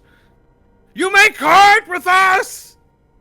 Oh, I'll make hurt, and I move around my big gun. Great, we go to big place to make hurt. Like you say, Pharrell King. Pharrell came from Brown Boogie, came to other Brown Boogie. Pharrell home. Tell Goblin we on Boogie! And our Boogie, but bad man's. Try to make Boogie hurt! So we go and fight Batmans and make Boogie ours. And we kill and then we bang! Yeah! He yells out. Boogie hurt well, my friend. Boogie hurt well. Boogie hurt! When it goes around, he's like doing this hip-hop wave to like the goblins in the back, and all the goblins, just there's a ton of yelling now as he agitates and works them all up in a blood-curdlingly cringy rap way as they're all hip-hopping down the desert road. All right, and so this carries on as you join in. Now, this is also for those with the headsets blasting into everyone's headsets, and Admiral Chrysaorus comes in and he's like, is there any way we can reduce the noise of what's going on down there? It's awfully distracting for those of us not in that vicinity. I don't think so. I think they need this. Well, I couldn't hear you. I don't think so. I think they need this. Right, okay. As soon as you can, get away from whatever's causing that noise, please. We need it. We need these headsets for tactics. And with that, on the horizon, you see a row of mountains in the center start to appear. Within 30 minutes, you will be upon them. Any thoughts and considerations to tactics, or are you just driving straight at the door? It's okay to drive just straight at the door, but I'm just asking. This is an opportunity if anyone has ideas. When do we get back on the ship? We're gonna get on once we get confirmation the cannons have fallen, right? Yeah. Right, so we're gonna attempt to draw forces to the gate, and if we succeed, awesome. But otherwise, we're hoping to drain the main pit of forces. So I'd say, let's pull up and do some. Let the lard of the Black Land come forth. Yeah. Sounds good. And then we can get back in. And Varel and Nash, you just throw things at the gate. I'll drive around. I like this idea of just throwing stuff at the gate. Let's do it. All right. Everyone then gets hardened and go as they grit their teeth and bear down upon the front entrance of the solar mines. And as you get closer and closer, you can make out a large steel wall made out of makeshift pieces welded together over many years, almost looking like a great pyramid work, but of steel, metal sheeting and pipes and things of that nature, blocking off this entrance into the valley surrounding the mountains. And then as you reach within about 10 minutes of it, you can tell that you're seen because you can hear boo, boo,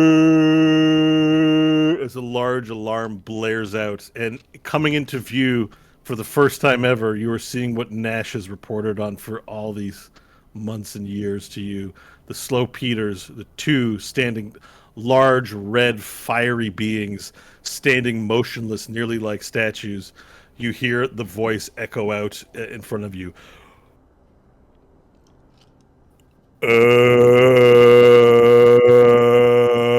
As this echoes out, and from there you're sort of looking, and there's this not quiet moment because this hip hop noise is happening, and there's these large, loud, low trumpet sounds blaring out, large beams of fire scratch across the sand, lifting it up, and are headed straight for you, Hope.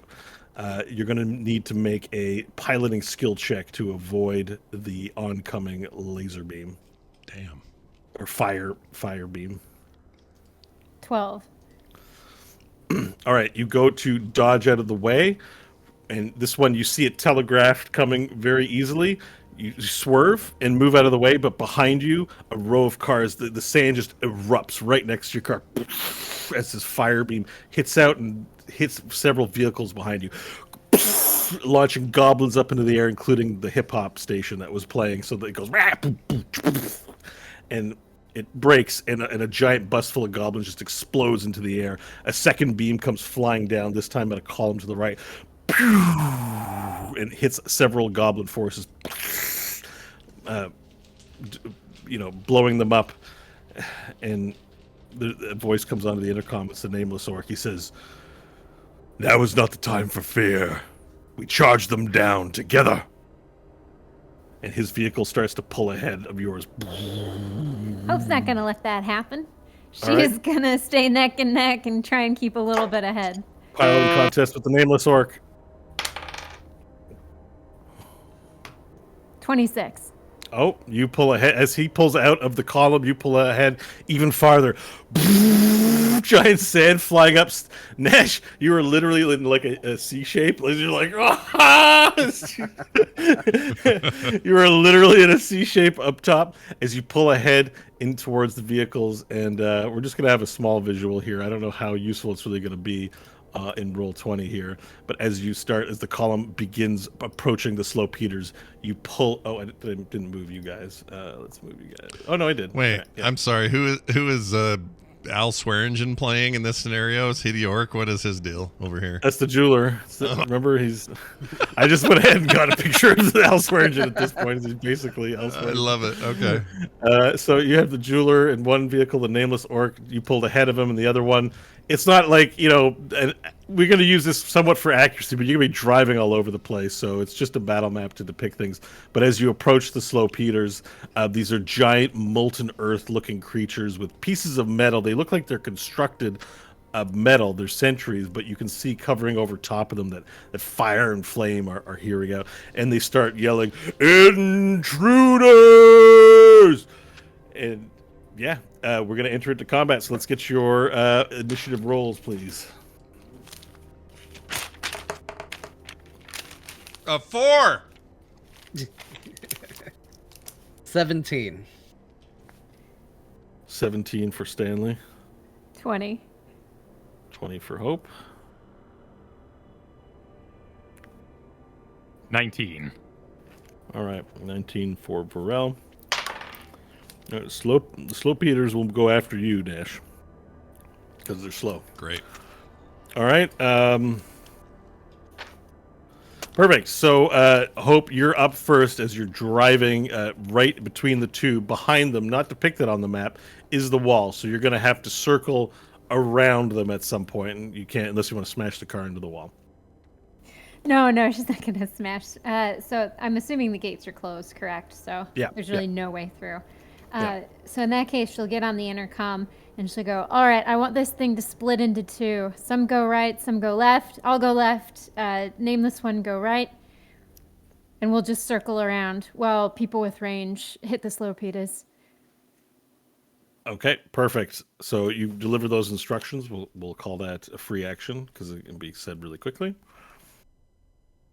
And do you want to try and do anything to attack these things or just pilot the vehicle? She's piloting, so that's what she's going to be focused on. Okay, great. And then she's going to try and make sure she's not going so fast that Nash and Varel can't have some good hits at the slow peters. Right.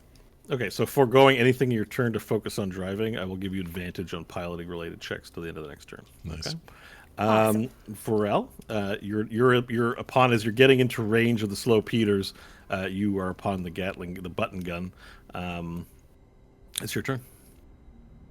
Excellent.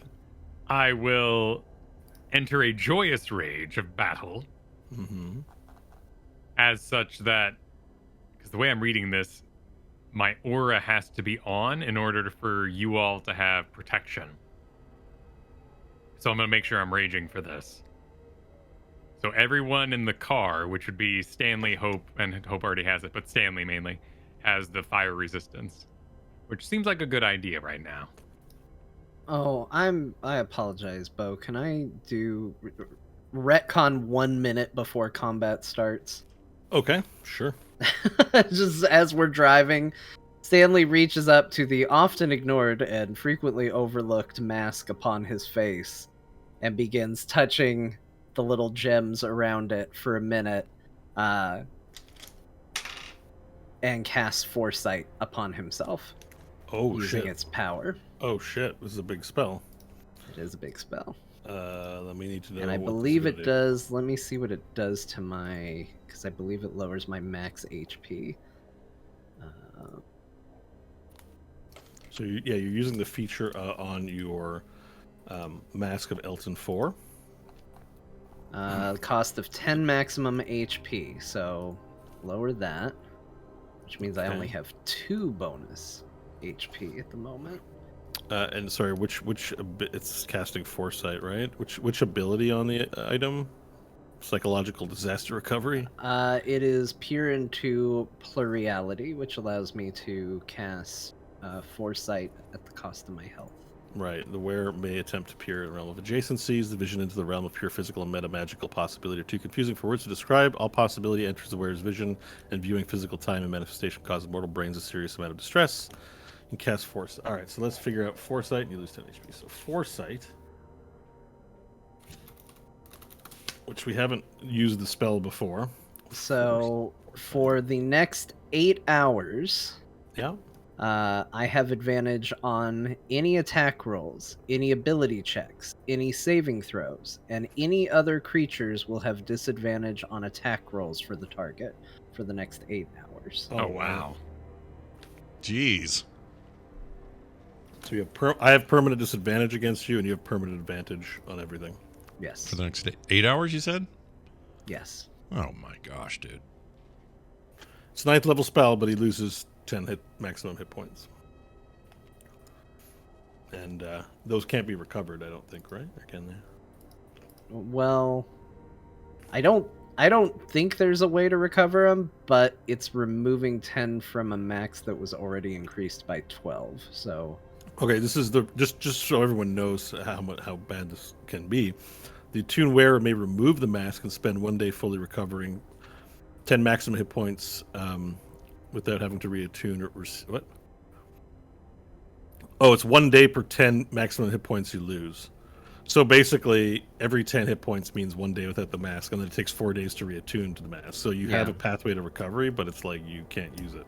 yeah. So you could, this comes at a cost. All right, you get a little sickly. You feel a little sickly inside, and you cast the Foresight. There's no effect apart from in your mind. You begin to see cars move into different directions. You begin to see visions of your friends just getting stomped. The big fist comes down and crushes the vehicle containing you and your companions. You see lasers rip up everything and leave nothing but smoldering husks. And you see Elhandari ships just get blown out of the sky by anti-air cannons. Okay. So you did that. We were retconning that you prepared that in advance of the battle, knowing Yes, that you were because it driving takes up. a minute to Yeah. to cast. Yeah. Yeah. So everyone, for a minute there, Stanley was muttering things to himself, doing magic shit. All right. So it is now your turn, or no, it's now Varel's turn. Sorry. Cool. So I entered my rage.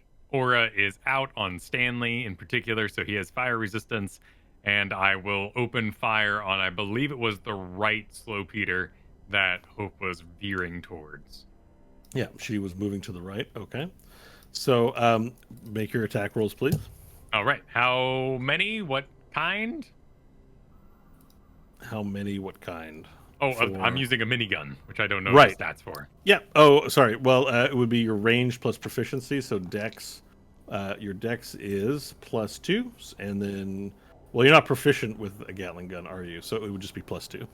Cool. Let me see if Like weapons, martial weapons, simple weapons. I don't know if automatic does it count as martial weapon. I don't think so. I think martial weapons are still melee weapons.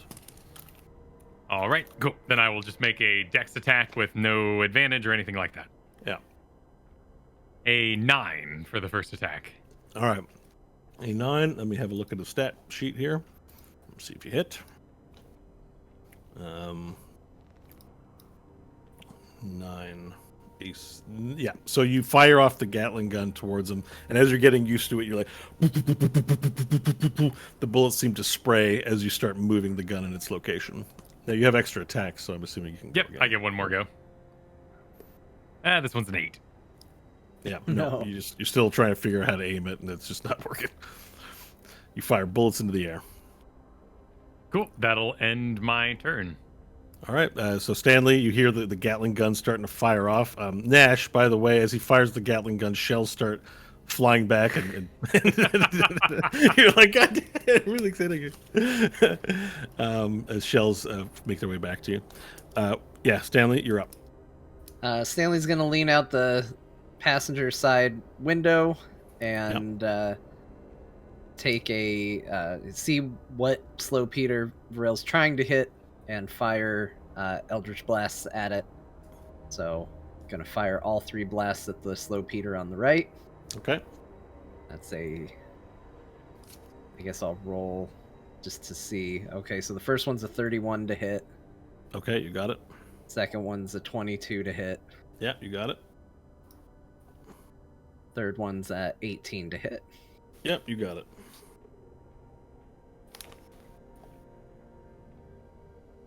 All right, so that is 23 points of force damage to the Slow Peter on the right. Okay, so 23 to the right. Okay, perfect. Force damage is good. Yep, we're good with that one. You from the window, like leaning back, looking all cool, you fire out your like pew, pew, lightning bolt, sort of. You fire the Eldritch Blast out at the Slow Peter, and it has a solid deleterious effect upon it. Awesome. Let's see. Should I do this as my bonus action? It would have been smart to do it before, but as you say, a card laid is a card played. You know what? I'll decide next round. We'll decide next round. Won't do me any good this one. Perfect.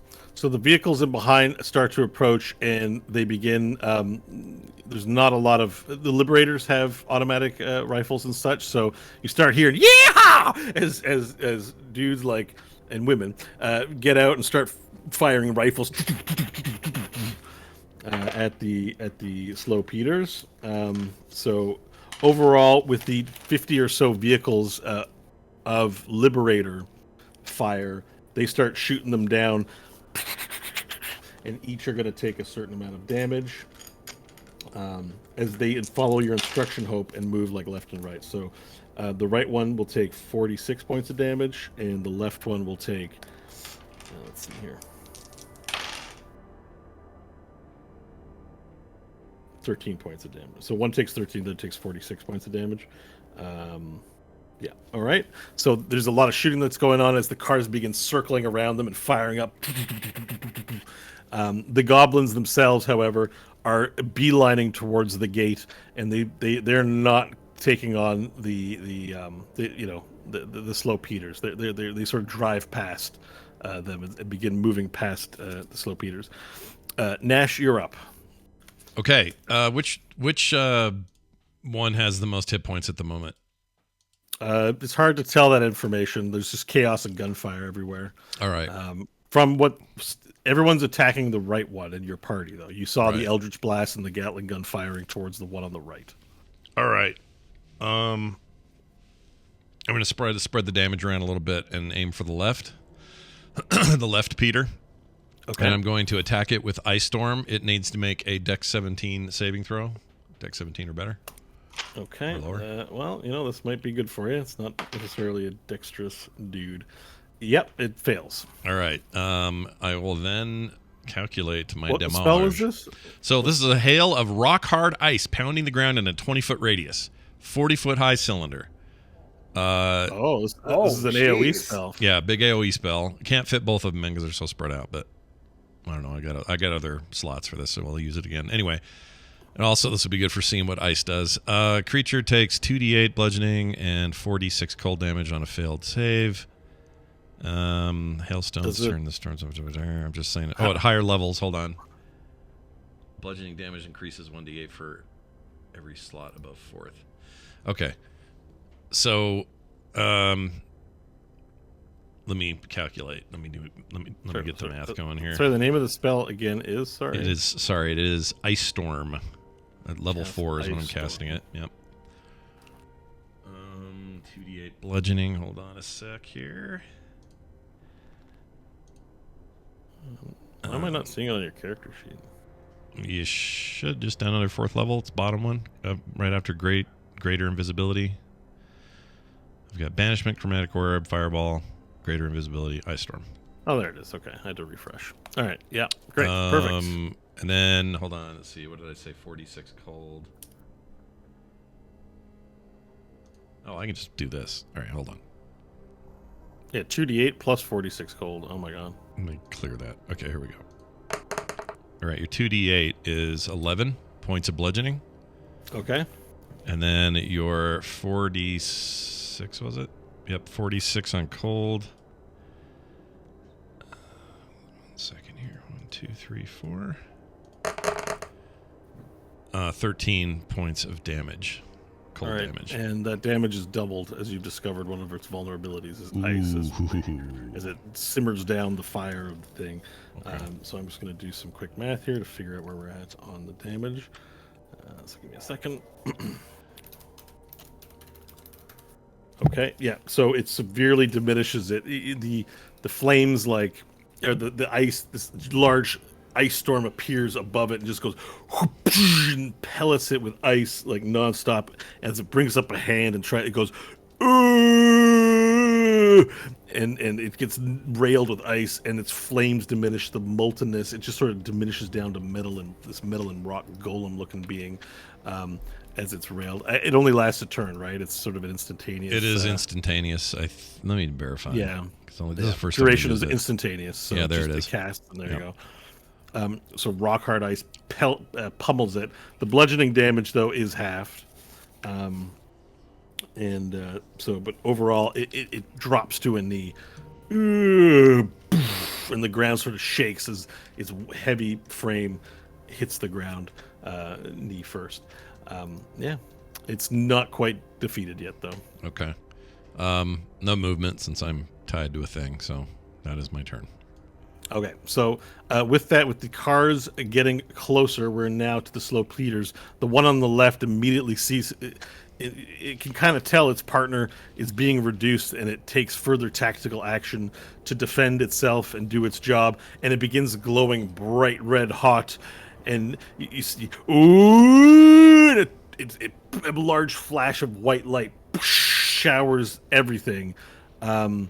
We need everyone to make a dexterity saving throw versus this blinding light. It's a Constitution saving throw versus this blinding light. Oh, Constitution! Thank goodness. Let me re-roll that. Sorry, my bad. 24. 26. Okay. 13. 16. 16. All right, Stanley, you are now blinded. Oh no. So you can't see anything as the light flashes out. Everyone else is safe from it. Unfortunately, not everyone else was so lucky with the vehicles coming forth. 10 vehicles, some of them just drive straight into the Slowpeaters and just crash as the driver gets blinded and just goes and you lose some Liberator vehicles, and we are now down to 49 Liberator vehicles and 9 more Goblin vehicles. Also, like, they crash as like Goblins get blinded, they crash into each other. Another vehicle smashes into the crash cars, and these giant pileups begin happening as 9 vehicles just hit things and explode, and you lose 10 vehicles worth in your army. The second Slowpeter, the one that's kneeled down, flails out in rage and brings its fist up. And since you're just driving nearby, Hope, it brings its fist down. Ooh, and its fist is like bigger than your car. So it's attempting to meet you and slam you. Let's see what the roll is. It is a 10, which you now have to beat with your piloting skill check, please. And remember, you have advantage because you were focusing on your driving. 16. 16. So you see the fist coming down as it slowly...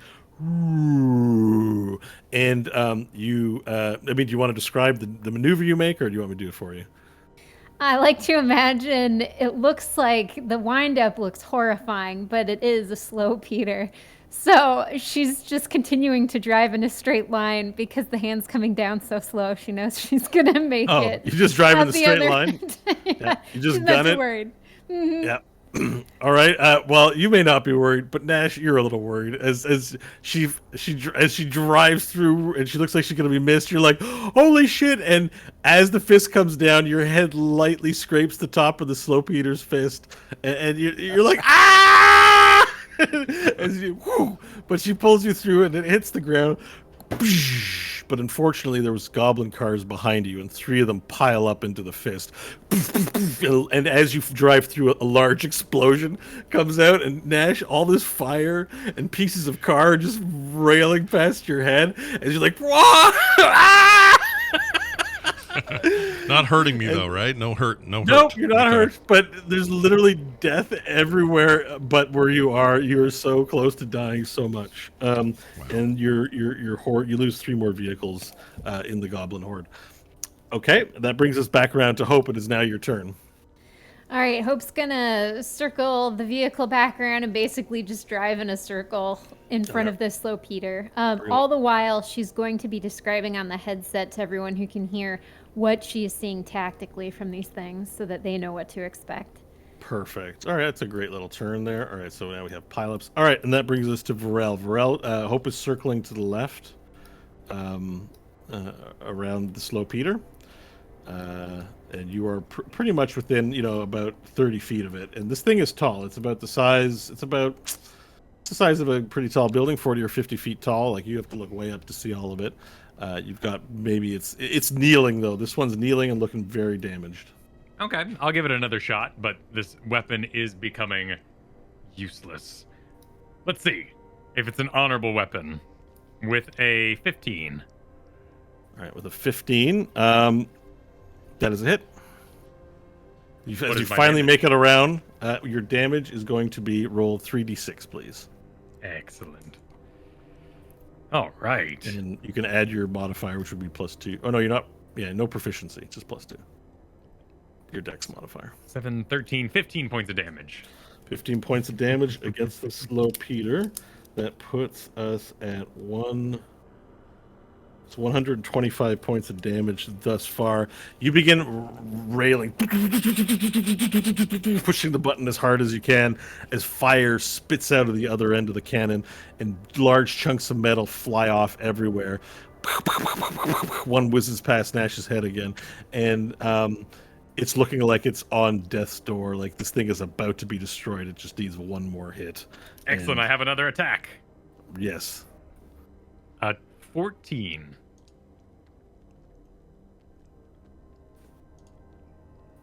I'm looking. because sorry, I have so many spreadsheets. A 14. No.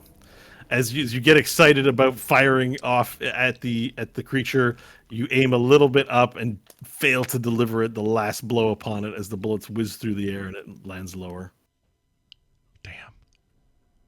Agreed. Yeah. Now, if you were, it's on death's door. If you wanted to get rid of the gun and say jump on it and bite it, you might have a chance at getting the kill. No, I'm only resistant to fire. I'd rather not. Okay. So I will continue staying on the car. Plus, I'm keeping people safe in my aura, so that's kind of my goal here. Very good. Then Stanley, you're up. As you hear the gun belching bullets above you. Is there enough evidence that I can attempt a blind shot at this thing? So when you're blinded, I think you just have disadvantage without anything. But I had advantage, so would it just be a straight roll then? Yeah, that's how that works. I'm just checking the blind. You can't see and automatically fails ability checks that require sight. Attack rolls against the creature have advantage, and the creature's attack rolls. Yep, it's disadvantage. So because you have true sight, you have advantage.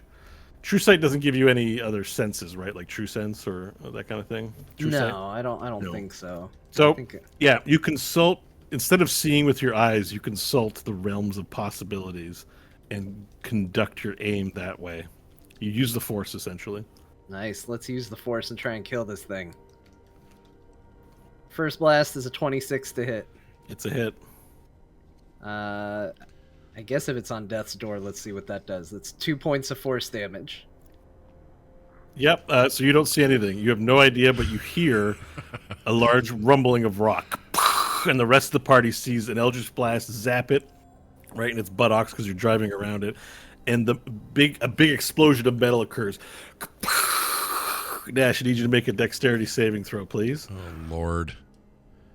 You sure you don't want another? I guess that's a good point. Stanley not being able to see it, all 3 blasts would be going into it. Even if it's falling over, they would be blasted into a corpse. Oh, you're blind. So you're like, ah! You're more dignified than that, but it's Hail Mary time, so you're just firing everything. They all hit, and it would be an additional 1 and 3 points of force damage going into the body of this thing as it goes down. Yeah, but hang on. Let's see what Scott's... Oh, I was really hoping you were going to say, hang on, let's redesign this.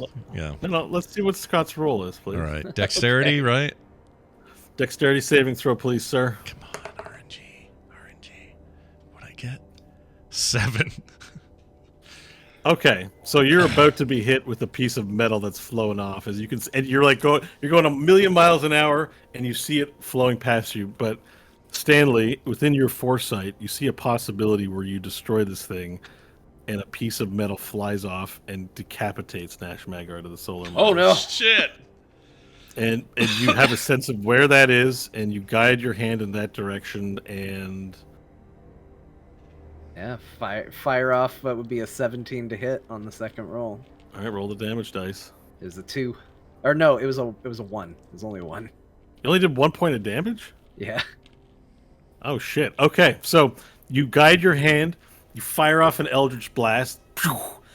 It nudges it ever so slightly, but having a butterfly effect of making it go just a little bit of a weird angle, and it just flies right past Nash. It doesn't hit him. And I don't know when Nash is going to start shitting himself, but when he does, there'll be little poop droppings. His own exhaust pipe will be releasing oil at some point in the future. But starting to question my brilliant idea of being chained to the back of a car. But this is awesome, dude. This is the way it's meant to be. It's destiny. Yeah, so anyways, it goes flying past you, and the slow Peter bubbles and melts into a pool of lava into the sand. And Stanley would just be like, "Is it dead?" That would be my turn. I don't know if anyone knows you're blind or not. Does anyone respond to this, Stanley? Boba Fett? No, I don't. Yeah. Everybody's ignoring him. Nash's problem. Let him know. Nash's problems of his own. Gun, so. Yeah, I don't even know. I would not have any idea he's blind right now. I'd be so focused on not dying. Then it's the vehicle's turn. The vehicles move around on the left-hand one, and they begin taking shots at the left-hand Slow Peter. And does 26 points of damage to the one on the left as the Liberators roam around it and just shooting off their guns at the Slow Peter, and pieces of metal and lava bink, bink, bink, bink, chunk off. The goblins continued their approach towards the wall. Nash, it is your turn. Okay. Being pretty excited about the damage I did before, I'm going to attempt this again. Same target, same spell, level 4. All right, so you got to hit the other one, because the one on the right was just killed by Stanley. Oh, I thought that was... Oh, never. I'm confused about which one's on the right or left. Never mind. The one that remains is the one I'm targeting. Okay, gotcha. All right. Hold on. Let me cast it at... Oh, you got to make a Dex 17 save. Or better. If he fails, so you get the full damage. All right, here we go. So bludgeon is going to be 6. Have that, I guess, to 3. Yep. And 46. Ice damage 17. Double that to, what is it, 34? Yep, so total of 37 points of damage comes barking in. Let me just get some calculations so I can give you a total this far for these guys.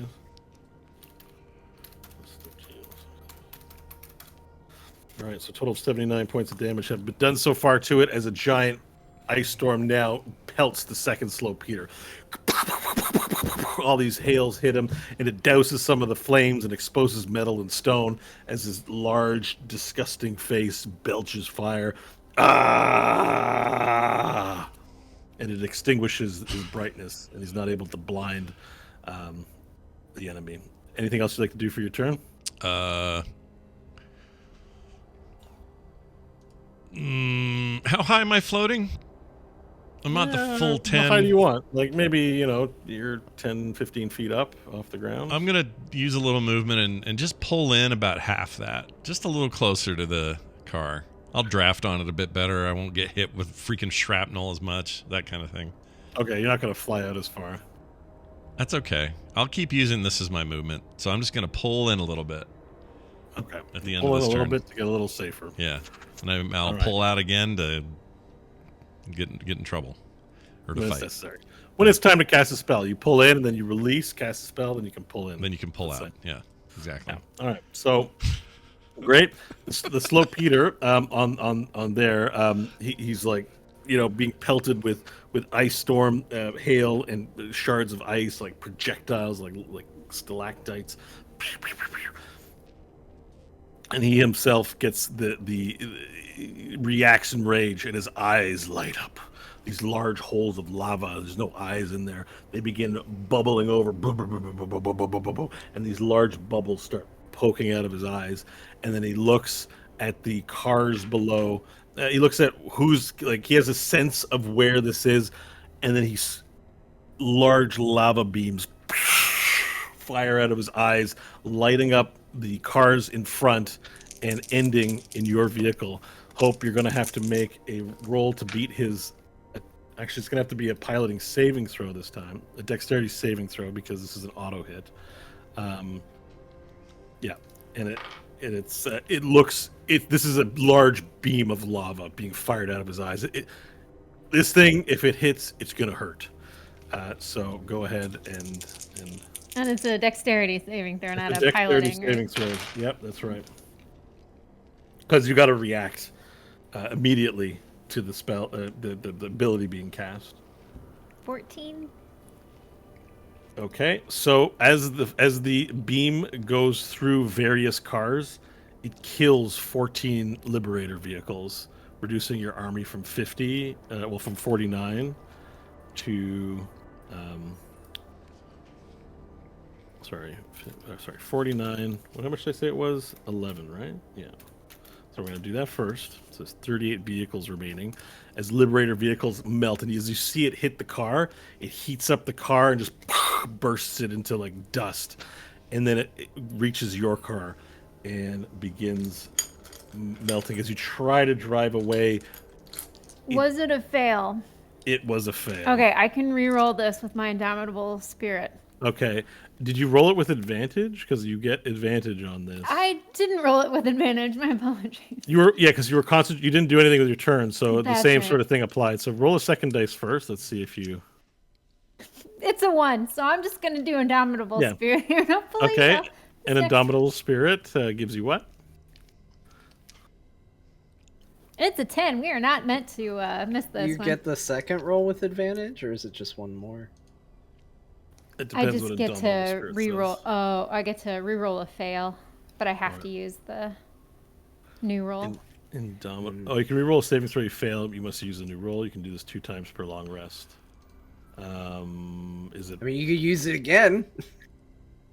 I already used it once before with the blind. Oh. I rolled a 1 first, so I rolled that one. Second use of it. All right, so here we go, guys. I'm about to roll some dice, and it's going to pucker up. So let's see here. Oh, actually, sorry. What was your roll again? 14? The very first one was a 14, It's a save. I think. It's Oh, a save. oh, So yeah. it's a save for half damage. All right, rewind. Yeah. So hang on. I gotta make some notes here. I gotta roll 20d10. God. 8. It's gonna take me a while. Maybe this is where I should start using dice rollers. 2, 9, 7, 16 through 18. Okay. 16. 22. We're almost there, guys. All right, that's 3, 6, 9, 12, 15, 18. 2 more dice. All right. I gotta get a calculator to add all the rolls. Maybe I made this too much damage.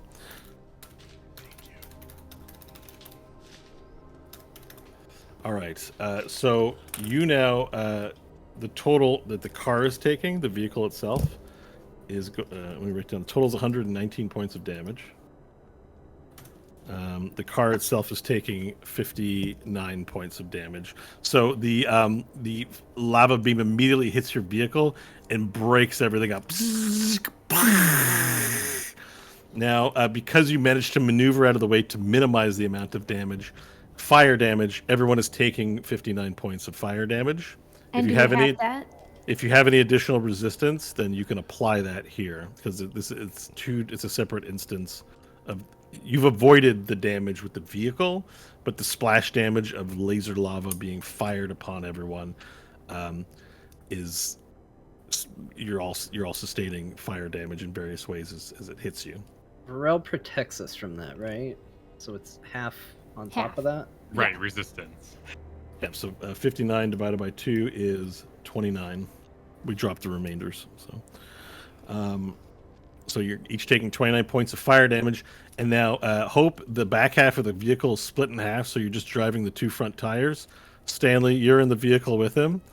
Varel, you are in midair. And you need to make a dexterity saving throw to land without taking damage. All right. And that is going to be 21. Yep.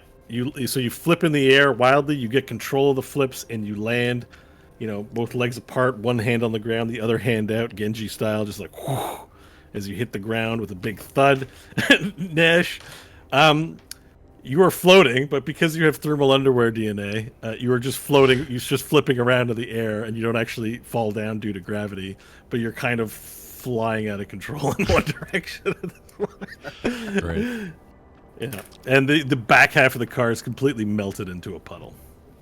Okay, that is the Slow Peter's turn. Hope, it is now your turn. You're now You're now flying half a ship. All right, Hope's gonna try and steer this thing to behind the body of the dead Slow Peter, and she's gonna turn to Stanley and go, "We need the ship. We need to get out of here. Attack it from the air."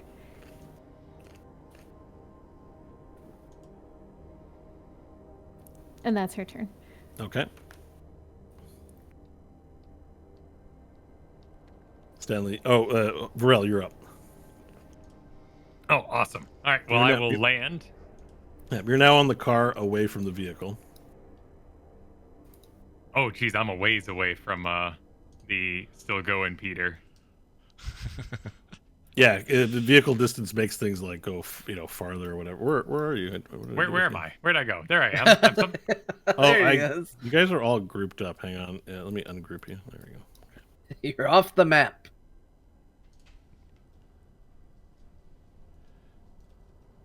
So you landed maybe about here. Okay. Behind the slope, Peter. Yeah. Allow me to measure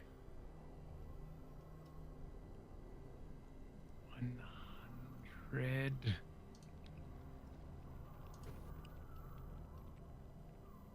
Oh, wait a minute. Nash.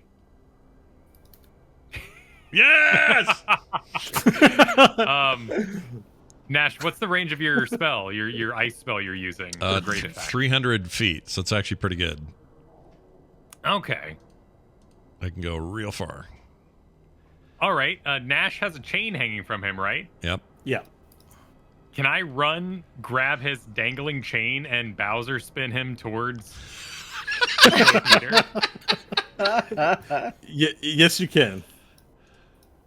I would like to do that. So I will never say no to that suggestion. That's great. I will run after Nash's chain, grab it, and just start and then launch him towards the slow Peter. Okay, we need an athletics check for that. So as he's flying off, you jump up, you react quickly, jump up, grab hold of the chain, and you use his momentum, because he's already flying, to spin him in one fluid motion. So get your athletics going. Go, Nash! With a 23. It's pretty good. Okay, 23. Let me consult my difficulty chart here. All right, that's a hard thing to do, and you were able to do it as you spin him around and fling him in the general direction. What's your throw distance, let's say? Let's move him way out here. All right, so now, Nash, you are now flying like this towards the second slow Peter, who's just lasered like 20 or 11 cars, including your own. Okay. You're now in midair, flying at full speed. You know, your thermal DNA underwear can't counteract the speed very well, because you've been thrown by Varel, who's a force greater than your underwear speed. All right. It's not your turn yet, though. I know, but I had a question. Okay. I was just reading up on feature stuff. So we've given my little hand, my autonomous hand, baby hand, some stuff to do. One of them is, and I always forget to use it, but it can cast another spell that doesn't count against my action. It's like a bonus action, basically. But I think the spells have to be cantrips or something. Do you remember? Because we didn't write it in here. We didn't write it in? Well, we didn't write what kind of spells, or did we? Let me see what I wrote here. Trained baby arm. You have a baby arm that has grown out of your body. The arm has an elbow, forearm, and hand. The baby arm has a hand that may carry an item or wield a weapon like a normal arm and perform actions. On your turn in combat, you may use a bonus action to do one of the following. Cast a spell. You may cast a spell that requires only somatic components, so hand gestures. Yeah. The spell does not count towards the one spell limit per turn. So you can break the rule of one spell per turn and cast any spell. The limitation is he doesn't have a mouth. Right. Although you have a second mouth now, so maybe we should update that so that you can be verbal as well. I love that. So I will allow it if it's with the second mouth. Okay. But no material components, unless you're holding a focus. Boy, would I be holding that while this shit's going down? Not easily. Well, okay. All right. Well, I'll wait for my turn, and then I'll have an attempt on something. Okay. Yeah. Asked and answered. Stanley, your turn. All right. Stanley doesn't know what happened. He can't see anything. He's just sitting there. So But you might have seen it in your vision. And I'm guessing there's never been like a save. I'm just flat out blind right now at this point. Oh right? yeah, sorry. The blind you can roll each turn to see if you break it. Okay, so I've had one turn, right? So Yeah. can we roll that? Yeah, we forgot to do that. What is it? Is it Constitution save? Yes, it is. Okay. And I'm guessing that happens at the end of the turn, right? Yeah, end of the turn, yeah. Okay, it would have been 17. All right, you blink, clear your eyes, and you can see again. And to your horror, you're kind of tilted back, and you can hear the car dragging in the sand in the back, and Hope's just gunning it as if the car isn't even broken. Oh, is our car still moving? I thought she parked it. Didn't she park it? Not that I I'm was aware of. gonna keep it driving as long as it could to get behind the body of the slow Peter so that we weren't a target. Okay, I got you. So it's still en route, but she will park it, I guess, once it's behind the body. All right, we're moving at a clip, and let's see, how far am I? Sorry, not being blinded changes what I was gonna do, so I just need to get caught back up here. All right, so he's about 140 feet away. That's a little too far to do much of anything for me. So Stanley is, you know what we'll do? We will just give a bardic inspiration to Hope. I'm sure that will come in handy at some point. So Stanley is just going to give you inspiration. So for the next 10 minutes, you have an extra d12 to roll on an ability check, attack roll, or saving throw. 1d12. For Varel? No, for Hope. For Hope. Because Hope she's has in the car. bardic inspiration. Gotcha. Yeah. Okay. Very good. So at the end of that turn, you hear over your headphones Admiral Chrysorius checking in, saying, "The battle is underway. Tactical teams, make your advance upon the anti-aircraft cannons." And you hear Monsoon Cabbage check in, being like, "Monsoon 1 here. On it." And then you hear the tactical team, the Lizardfolk tactical team, "We are close, and we will have this button machine under our control soon." And the Nashes check in, and they're like, "So we are kind of already started. We're actually inside, but don't worry, this hamster moves really fast." And you hear like a lot of shooting and like crashing and banging in the background. "I think we got this. Hey!" And you hear some slamming. "Hamster Dash! It's there! Get that way!" And so apparently the Nashes have already started. And then one last voice checks in and says, "Yes, I'll check in on your stupid devices."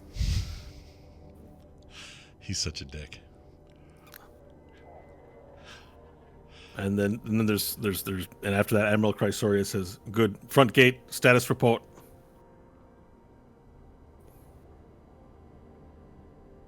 We've defeated one of the slow Peters. We're working on the second, and then we're going to begin our assault on the gate. And Monsoon checks in again and says, "From where I'm standing, it seems like a large amount of the forces are moving to the front gate. Be ready for the horde." And then you hear boo ringing out still. All right, Nash, your turn. All right. I'm going to cast that spot or that ice spell again. Because that's going good. And then I'll ask you about this other thing I got ideas about. So here we go.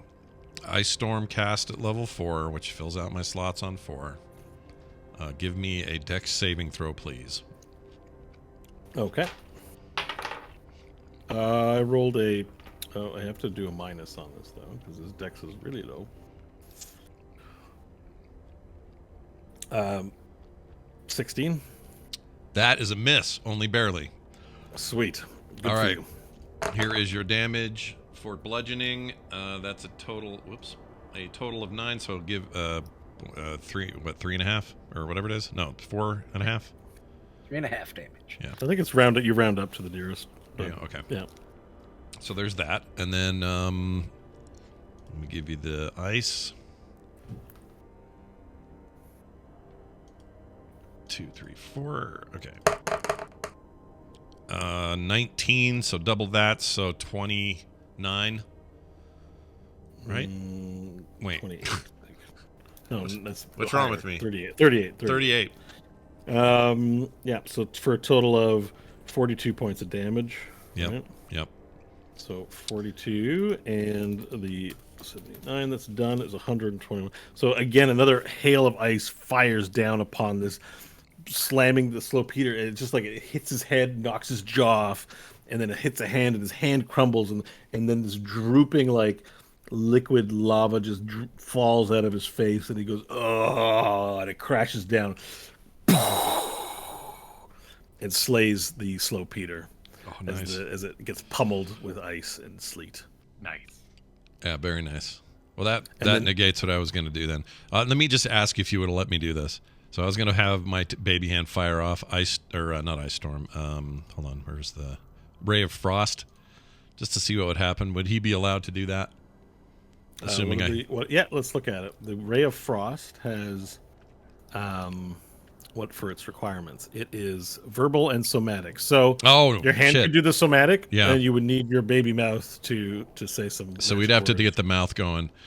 I'm going to go ahead and I'm going to say. Have you taught him to do anything yet? No, I'm going to say that hasn't happened yet. So right now, I don't think I can use that. Yeah, you kind of got to. We kind of has to make a little bit of sense what's going on. I agree. A little bit, just a smidgen. Yeah. You haven't taught him to do spells, so no, that would not work. Okay. Okay, and with that, as the second slow Peter hits the ground, we're now out of combat for the time being. The goblin hordes drive past this combat as the liberators sort of pull up and take stock of the encounter they just had.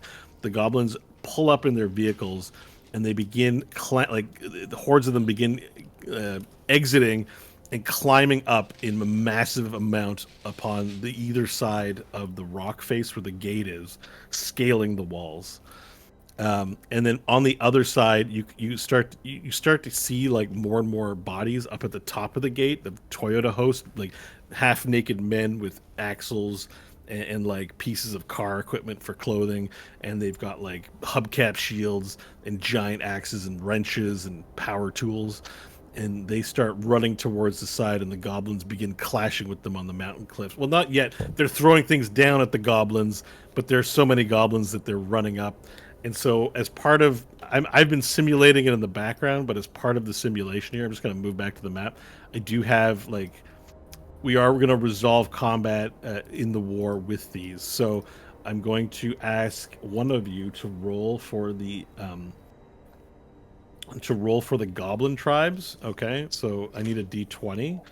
I feel like that should be Kyle. Yeah, I'll do that. That's my fault after all. Yeah, he did this to us. Now the goblin tribes, the goblin packs have a d20. They have a hex range of 1, so they get +2 to hit.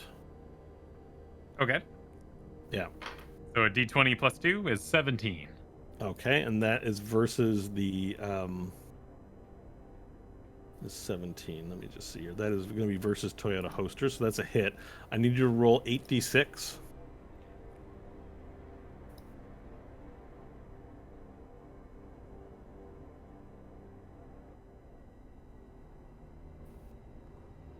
$33. 33. Okay, so one of the vehicle host squads, I'm just going to mark them down here, has lost 33 of its people. Okay, and as well as we've taken some casualties on the Liberator Squadron. We're up to 38. We're down to 38 Liberators, and we've taken about 16, 17, 18, 19 Goblin vehicles have died. Okay. Now what we need to do is roll against your Goblin packs here as the battle continues on. Let me roll for the goblins, and I'll share this with you, as I think the battle's going to continue on to next week, so I'm going to present this data to you as we start resolving combat. And actually, that's a miss. The Toyota hosts are firing things down at the goblins. The goblins are clever and good rock climbers and suffer no casualties thus far as they make their way up. However, as they climb up, a large green metal armored man approaches the top of the cliff, and alongside them 8 orcs decked out in samurai looking hats with horns upon them and swords approach the top of the gate, and they jump down. The orcs jump down from the top of the gate, as well as the metal man drops down and lands upon the ground in front of all the vehicles looking out at you. And so when we move back to the map here in roll 20, I'm going to reveal them to you. Okay. Sorry, I gotta go to the GM layer and reveal things. As 8 Kuromu Kishi and 1 Paladin of the Umbilical Order drop down before the wreckage of the Slow Peters. Now, they are outnumbered in this area, and Liberator vehicles pull up, guns are drawn, and the Goblin hordes just seem to actually give them a wide berth, and they walk slowly towards you. The first Paladin, looking like a Doom Marine or a Space Marine from Warhammer 40k, large armor, big metal fists, points to you and says, "You have made a grave mistake opposing the principle. You will be punished for your transgressions today." And then he unsheaths a large rifle from his gun and pulls out a chain blade. "Kuromu Kishi, attack!" And the Kuromu Kishi pull out their swords and begin running down upon the party. And I think we're going to leave it there because we have 7 minutes left in the show, and we're not going to resolve another combat in that time, as 7 samurai orcs and 1 paladin of the Umbilical Order in full Space Marine armor jet towards your location. It's going to be intense. Not intense, but intense. You know what I mean? I thought we were going camping. No, for our next that's what I thought episode. too That was for exciting. a second. Yeah. Well, wanted to clarify there. Very exciting. Next week, let's see how that goes. And hey, guys, think of it this way: there's only a whole bunch more Slow Peters left, so it's fine. Well, you have an army. You're not going to have to kill all of them yourselves. That's true. That's true. Yeah. The war hasn't even begun yet. This is just the opening salvo. You've gone to the gate. The special ops are happening. Whatever the Nashes are doing, they're doing. And everyone's fighting, man. It's 10,000 versus 10,000 people. Who the hell knows what's going to happen? Yeah, we don't know. We're going to have to tune in I and have no find idea. out. In the meantime, I want to encourage people to keep sending. We got a bunch of great questions this week for our Q&A show, which we're recording right after this today. That means if you support the show on our support system on the site at therewillbedungeons.com, you'll be getting that today, along with the full version of today's show. So keep those questions coming. And for those who support us, thank you so much. We're happy to be bringing this stuff to you early. So go check it out. Therewillbedungeons.com is the place to find it and everything else we got going. That's going to do it for us. Oh, I'm not ready for that. Hold on. There we go.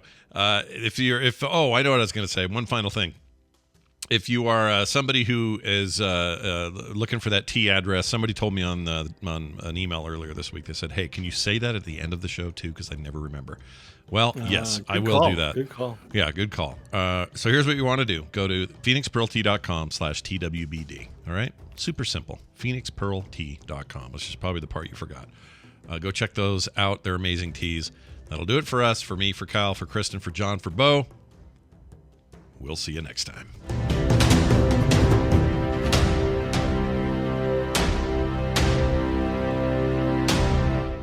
This show is part of the Frog Pants Network. Frog Pants Network. Get more shows like this at frogpants.com. Black Dragon. Not yet.